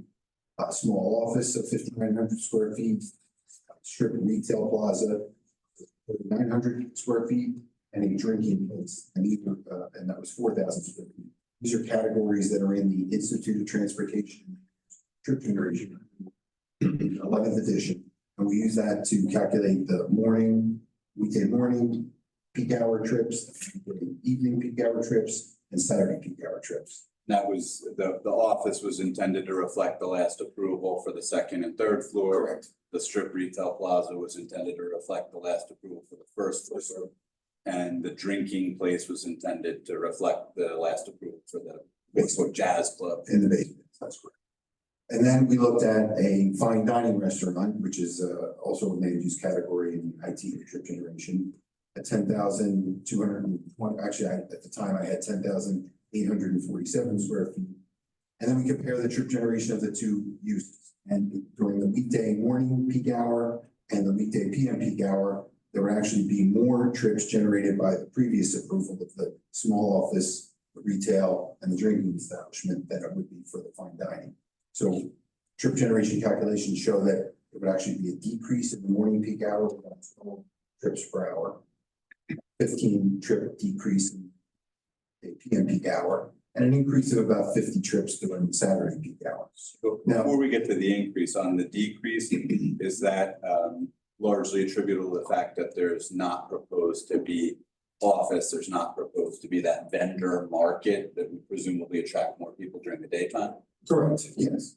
Or also during a a weekday PM peak as well, some of those uses might still attract people, what is that? Correct, yeah, Now, when you were, I'm sorry to it's interrupt, okay, sure. covering the Saturday peak. Right, and then during the Saturday peak hour, the fine dining restaurant is going to generate 50 more trips during the Saturday peak hour. And then because there is no parking on site, normally for a traffic study, you would talk about the driveway trips and the increase of 50 vehicles in and out versus what the previous use was. But because there's no driveway, these trips are going to be distributed around the parking areas that were mentioned earlier by Mr. O'Neill. So some people, like Mr. Anderson said, some people might come, park on the east side lot, come to the restaurant, hang out for a while, as Mr. Savo said, and then leave at 10:30, 11 o'clock. Others may come a little early, park wherever, maybe the White Street lot, then come to the restaurant, then go to the Count Basie for a show, and then leave. So traffic will be generated, but it'll be spread out all over Red Bank specifically. And it's really sort of like a large sort of outdoor mall where people would come, go to the food court, go to a movie, go shopping, whatever it ends up being, it'll be distributed throughout Red Bank. Then we also looked at the parking calculations. And as was stated before, we've got office, I used 5,900 square feet of the previous use. 3,900 square feet of retail, supermarkets, grocery stores, that's the category in Red Bank. Primary liquor service establishments of 4,000 square feet. And the parking requirement for that prior use was 80 parking spaces. And then based on 10,224, which is the revised number I was given, we're looking at 143 parking spaces required for a delta or an increase of 55 parking spaces. We're looking at, again, distributed throughout Red Bank, east side, west side, all around the town, of parking for the use. So we're not looking at a concentration in one particular location, we're distributing that throughout the town, throughout the borough. Are these trips strictly vehicular trips? Could they be, pedestrian foot traffic from adjacent apartment uses on Mechanic Street? That's true as well. There are plenty of apartments within the area, so some people may already live here, have already parked their car, walk to the restaurant, walk over to a show, have come from shopping at a store on the street, and then go to dinner. So again, it's all distributed throughout the evening, throughout the day, throughout. Something that occurs to me is that our certified list for this hearing was absolutely insanely large, and I'm thinking, how could we have to notice as many people? This is gonna cost a fortune. And the reason was, we not only have the project that was built on the Dorn site, it's been there for quite some time now, but now we also have a Callion building recently built on Mechanic Street. I think we may have picked up some of the apartments over the former Rocky's Barber Shop. And what we didn't yet get to is the project that's been approved by this board on the former office use behind us, that's also proposed to be residential units. We very much like those people to come and patronize us and to do so without driving to town. Sorry, That's it. it's still. Yeah, so that, I think that's really it for our testimony. So just looking at like the overall conclusions. Number one, you use the IT trip generation data. Is that a reliable treatise recognized in your view? Yes, that's what traffic engineers rely on. And you endeavored to utilize use categories that were accurately reflective of what was previously approved and accurately reflective of what we're asking for. That's correct. And your testimony is that AM weekday Weekday. peak, AM PM weekday peak, we're actually gonna have a net decrease in trips to the site. That's correct. And that on a peak hour on a Saturday would be the only time we would experience an increase in traffic, approximately 50 trips in a peak hour on a Saturday. Correct. Let's define a trip. Sure. Is So it a trip, just somebody coming, or is it somebody coming and going? it's, to break it down, there's number of trips coming in, number of trips coming out adds up to 50, so it's 34 entering. And then 16 leaving during that same peak hour. So it's not 50 people coming. No, correct, it's in and out. And then the Institute of Transportation Engineers as well as the NJDOT define a significant increase in traffic as 100 or more peak hour trips. So because we've got 50, we're not a significant increase. There it be any impact on the level of service for local roads under your analysis? Not in my opinion, because again, it'll be distributed throughout the borough. And is that also based upon the number of trips in comparison to what the DOT says would be a substantial impact? Correct. Yeah, even if all 50 trips were at one intersection, it wouldn't be a significant increase. Correct. I would open it up to the board. Any questions from the board?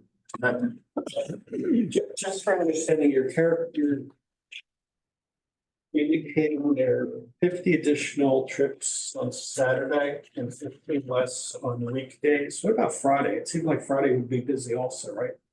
The trip generation numbers are not broken down by day of the week. So we just have a typical weekday. And then we have Saturday. So it could be Friday, there'd be more. It could be, I mean, just to put on the record, the number of trips for the restaurant, we're looking at 85 on a weekday PM hour, so that could be a weekday, that could be a Friday or Saturday. I'm sorry, Friday. Thank you. I have a question. How does the valet, is there any credit for the valet, given that we have that all, I think it's Thursday nights, Friday nights, Saturday nights? We have a valet stand right in front of all of our buildings. Is that calculated as a credit somehow? No, it would still be a trip coming here. Okay. And in this case, it would be on Broad Street, because Broad Street would be closed, but yeah, I mean, it's still be a trip. All year. October through Right. very early May, certainly if we could participate in a shared valet service like what was being used by Catch and Jar and all those I restaurants. believe it's still active. It's on Front Street now. It's up on front. On Front Street. I didn't. When the boardwalk is, when Broad Street's open, I think it's pretty active. Yeah. I moved that thing. Better, I have to concede, I haven't been downtown as much since I had kids. I don't get out as much, but that's good to know. Yes, we would certainly try to take advantage of a shared valet type system, which presumably could direct people to parking spots. And it would be on the valet to find those spots. Mhm. They could make arrangements to utilize lots that are otherwise private. Put those cars in because they're gonna profit. Chris. How many parking spaces are there in this region? If you count all the way to Bonacera on Maple, well, that's just for that restaurant, but if you count the public lots and everything that's shown here, I don't have a number on that. it looks like over 800. I'm not sure. Yes, probably, I was gonna say over For 500. 1,000, but that sounds high, yeah. It's tremendous for sure. And And I mean, you know, do you know what it's? Yeah, I'm very familiar with parking in downtown. Red Back and grateful to my parking sticker for this service. And the Parking is a challenge in Red Bank sometimes on Thursday evening for 3 hours. Friday and Saturday for several more hours. So it's probably 10, 12 hours a week in good weather when it gets tough. Would think, does that make sense? Certainly not Tuesday night or 10, it's not the case 10 PM on Saturday night. From my discussions with restaurateurs, they would very much like to take other nights of the week that are not as heavily trafficked or traveled and monetize those as well, because it becomes hard to get by on those peak hours on a Friday or a Saturday. You have to sustain a business the whole rest of the week. You have to pay people and keep employees. So, yeah, I mean, as a goal for the whole town and for all the restaurants, I think they'd love to spread it out, but that hasn't yet necessarily been the case. That's how it works. Okay, any other questions from the board? I have some questions. And before I forget, Mr. O'Neill. Mr. I Klein. know, Mr. O'Neill in the back. I did have a couple more questions for you, if you can just clarify. And then I'll come to Mr. Fine.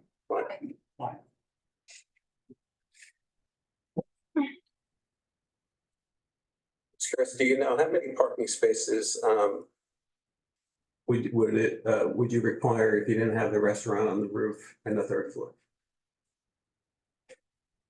You know, if you weren't converting that third and roof, what would the variance? I didn't bring, just gonna give you, it's on the cover sheet. Yeah, I mean, Yeah, and I could ask you.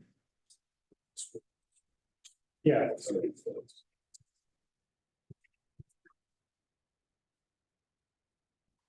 Something that I think also has to be borne in mind while Mr. O'Neill's looking at his plans is we're somewhat hemmed in as a site because we're gonna have another restaurant to the left of us. When you're talking about Broadwalk, people have really expanded their breadth. They go and they're able, without coming to you for variance relief, to get many outdoor tables. Some of them, if they don't have other restaurants next to them, could take up a whole block. I'm thinking of maybe Patricia's, for instance. Patricia's, they do in front of Jack's Music with my family's blessing. They do in front of Chase Bank. And none of those spots are ever something that's an item of discussion. When you're looking at our site, we can't spread any further to the north because we're gonna have a new Italian restaurant right next to us that presumably is gonna want to do their own tables outside. There's a very limited spread to the south because there's only one commercial building there before you hit Mechanic Street where Char already has tables. So in looking at the overall picture, what we may not be accounting for is a lot of our peers are able to grab a ton of extra seats in the public street that we can't necessarily monetize or cash in on. Hence, the roof would be nice to be able to offer some semblance of outdoor dining. Yeah, I mean, there's also many businesses on White Street who have zero benefit of the Broadwalk. Is that fair to say? I wouldn't say it's zero. There's probably got to be some sort of spillover effect from Broadwalk to help all the businesses in the area. Yeah, I mean, I understand your point that you might not have as many outdoor tables on Broadwalk as some of your neighbors. But there are many businesses in town who don't have any participation in Broad Street, right? So. I mean, there's opportunities to do the parklets outside. I mean, I know it's not as optimal or ideal and they might be a little bit constrained or confined, but that is something that for pay, they can pay the borough to have a park as well. Okay. For sidewalk dining. Mr. Klein, do you know how many parking variances, or I'm sorry, Mr. O'Neill? Yeah. The number of the parking variance number if you didn't have restaurant on third and the roof? Our calculations say that the third floor would have a parking requirement of 28. 28. And the other one was? The roof, did that add to the parking requirement? So third floor and parking adds another 28? Okay. And then my last comment, we didn't talk about the loading zone. Where's the loading zone for this 11,000 square foot restaurant? On Mechanic Street. It's on Mechanic? Yes. A designated spot? It's a designated area and it's been there since the 20s. Is that, you're talking about right in front of the fire department? It's next to it. There's a painted yellow curb sign for. On the Char side? No, I believe it's on the opposite side and it's outside of the painted lines for the fire trucks to come in and out. Okay, all right, great, thanks. That was my last two. And I just had some questions about the traffic. Yeah. Yeah. So my concern is, I want you to, are you familiar with Wallace Street? A little bit, yeah, sure. So when cars are approaching Broadwalk, when they're approaching the balusters, they can make a right on Wallace, or they can make a left on White Street. Correct. So are you concerned at all with the additional traffic heading down Wallace Street, which I actually call the Wallace Street Raceway since Broadwalk started? So are you concerned at all with this additional lack of parking and traffic generated for the residents? I'm not talking businesses, the residents of that historic residential district. Not at all, because the number of trips, again, distributed throughout the streets to get where we've got to get to, which is really no parking. Think of it as the restaurant is going to generate parking at parking lots, not at the restaurant itself. But you're coming northbound, 25% of the 50 additional cars, you make it right onto Wallace, and 25, or not even that. 25% were coming from all four directions. Half of them might, so 12.5% of them might turn right on Wallace. That could be 6 additional cars in an hour. And having turned right onto Wallace, they, To a parking lot. well, they come to two decisions. You can go right into a parking lot or left into a parking lot. Well, which of these? Right, they wouldn't have to go all the way down to. Or you can continue past the parking lot, which I observe, quite frankly, on a daily basis, and where they park in front of the residents' homes. You don't see that? I don't know why they would go further beyond the parking lots. Well, because the parking lots are full. Right, so where would they park if the parking lots were full? They would continue into the residential area, Around the town, there's. drive around the town. Drive around the neighborhoods looking for parking. Okay. Borough, if it were a major concern, I suppose the borough would have the ability to convert those sections of Wallace Street into resident permit parking. There is resident permit parking there. Well, there's permit parking there, So then the general public can't park on lots. but they do. That's what happens. And you're not surprised by that, right? People park at night. They can't, or there's no enforcement. It's hard for us to control how people abide or fail to abide the law when they're not on our property. Frankly, they're not even within 200 feet of our property. It's some other portion of our. Right. Okay. Okay. Any other questions? Just one question, I was Your wondering, microphone, Chris? you might know this, parking requirements like this for this kind of space. How old are these requirements? When were these written in New Jersey? 50 years ago, 70 years ago? Want to hear my cynical side on? I'd like to, yeah, because the parking thing is a big issue in America now. With no offense intended to anyone who is a municipal engineer. Parking requirements for buildings that don't have surface parking lots seem a little odd. They do generate variances, they do generate applications to boards, and they do generate revenue for engineering. In my mind, question sometimes whether the parking requirements are justified at all. Mr. O'Neill could probably speak to more modern planning thoughts on parking in downtown environments, but place the onus on building owners who have no ability to provide the parking when the borough has a monopoly on the parking seems odd. And thank you for your opinion, but I'll just gonna send, and in defense of my good friend Jackie, she enforces the ordinances that are on the book. She's not elected mayor, she's not elected council, so she can't change it if she wants to, but you can relay your comments to our friends on the governing body. And it's not intended as a knock. I have a lot of respect for what you and Mr. Herman do here before this board's on a number of occasions. And I'm not suggesting that you were the ones that even wrote. As a profession, sometimes having setbacks in it, or a setback requirement in areas where the lots are all fully developed and built out to the lot lines, or having a big, huge parking requirement when nobody has parking lots. It's a little odd for the CCD to have a requirement like that, but we're here and we're talking about it and having a dialogue. Can I ask if you had 143 is an exaggerated number, of course, the way you said it's the maximum number based on somebody's calculation of per foot from decades ago. But if you had a 143-foot lot near this, how many hours a week would it be full? 4? It would even be full, yeah. I mean, typically, the rule of thumb for a restaurant like this would be 1 parking space for every 3 seats. Yeah, So you're talking about 450 seats. yeah, it's just so, it's, So something that's also interesting, I think noteworthy, and Mr. O'Neill could maybe review it in more depth. The way that your parking requirement is structured for restaurants, it's not a one size fits all thing. It varies depending on the square footage of the restaurant. So once you hit a certain threshold, you might go, for instance, from. Get out of here.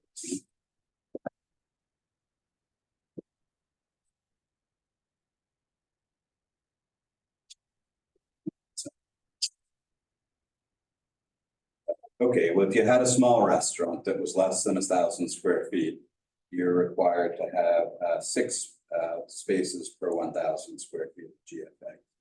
When you go to 1,000 to 5,000 square feet of maybe a moderate sized restaurant, you're required to have 10 spaces per 1,000 square feet of GFA. When you hit our category of over 5,000 square feet, the requirement is at 14 spaces per 1,000 GFA. So the fact that we're larger, ignoring how much kitchen space we had, ignoring all these other things, we now have a 4 per 1,000 larger requirement than a peer that's 4,999 square feet, for instance.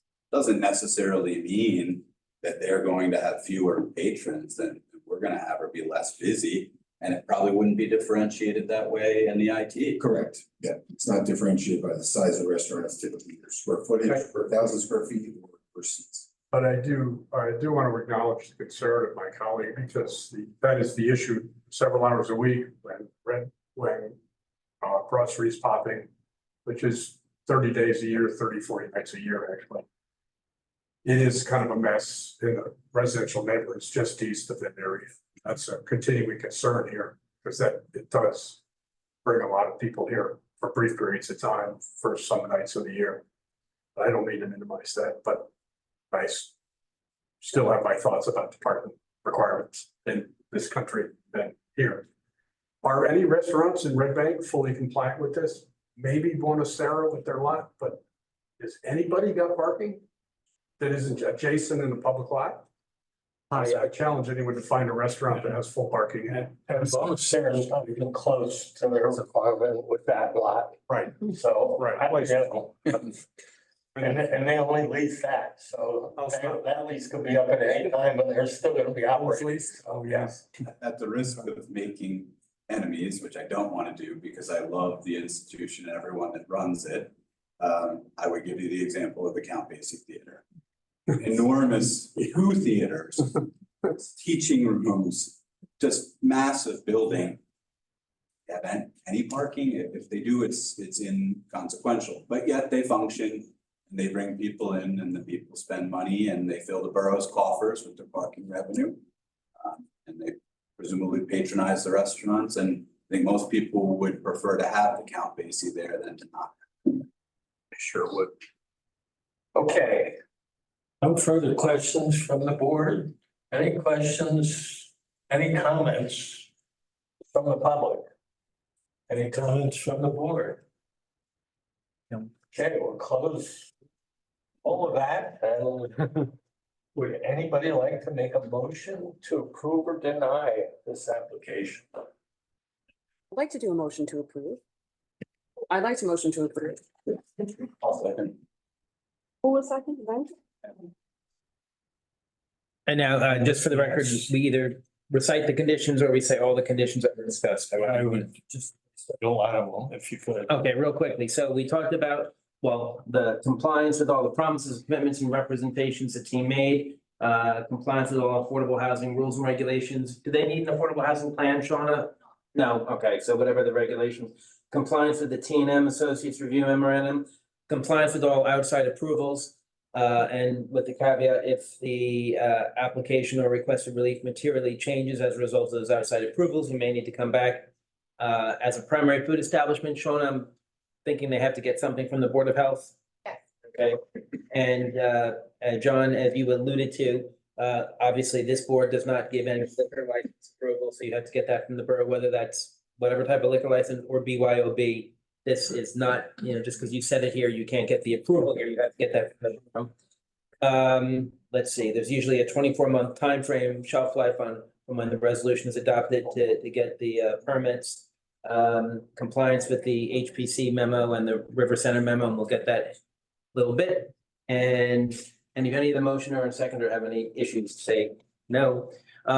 So we're having painting in the historic color, tiled entryway with maybe the street address inserted thereon, the plaque interior describing the history, and the Doremus. Now, at first we were going to say not obscured, but then we changed it to having it black.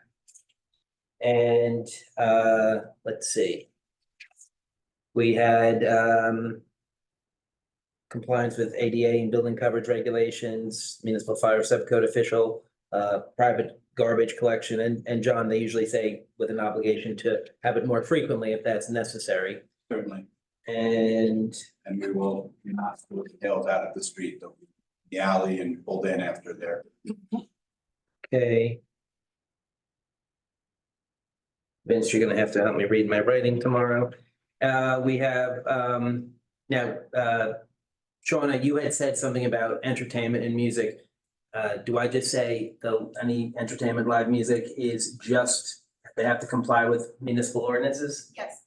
Okay, so I'm not saying any specific hour or anything. Okay, and Jackie, in the prior, the 2017 approval, they talked about paying a water vulnerability fee. Is that still a requirement? Yes, All right, and water sewer connection fees? yes. Okay, and they had a shade tree commission fee, a maximum occupancy per the prevailing building code requirements. Now, John, just quick question. If you get the approval and this appeal period successfully expires, are you abandoning the prior use? It's a good question. I mean, I have to look at your hierarchy of uses, because there's like this odd ladder where if you're moving to like a less intense use from a more intense use, you can do it without coming to the board. So for instance, if a restaurant did take basement, first floor, second floor, and then that left the third floor for like an office or an apartment or something like that, I don't know that we need to come back. All right, so we'll talk about that. And then we have with the lobby and the elevator and the ABC, I guess, Vince, your point was that work is being done regardless of even though no tenant has been identified. And we have, all right, Doremus, the black and white theme, Doremus in black. The recessed entryway will be tiled for the HPC, paint the historic color palette. And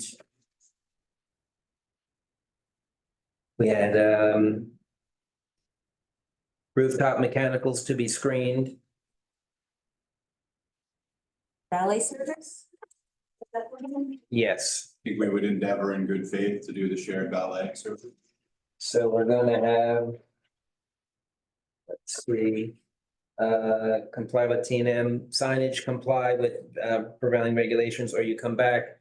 The canopy extended into right of way, provided you get permission from the borough or license from the borough. Obviously, we can't give you that. I think Jackie, you had said all roof areas are fine right now, but if there's drainage issues, they would need to be corrected. And we have, we're getting to the end, Mr. Chairman. What are we having? A good faith effort to utilize the shared valet program, attempt to use that to minimize any adverse parking impact. And anything else we said tonight, you said it, it counts, but that was a quick reading. There you go. So are you generally okay with those conditions? And are you, as the motioner, were you okay? Yes. Thank you. I just want one comment. I was part of this board the last time we approved some work to be done with this specific site. And obviously disappointed that 5 or 6 years have gone by and nothing's happened, so I hope we don't get disappointed again and this gets done and we have a good business that will flourish here for a long time, so. I think your hope is shared town-wide. Yes. It's very hard to have the 3 vacant buildings supremely prominent right on the Broad Walk. Sit on River Center. And believe me, we're trying to think of ways to gussy it up or make there some life this summer because it's not a good look. Thank you. Ann Torrey, Yes. Raymond Marsh, Yes. Eileen Hogan, Yes. Ben Euro, Yes. Vincent Light, Yes. Paul Cagnon, No. Anna Cruz, Yes. and Amanda Yes. Okay, thank you very much. Good luck. Thank you. Motion to adjourn. Motion. Second, all in favor? Aye. Anything that is diverse.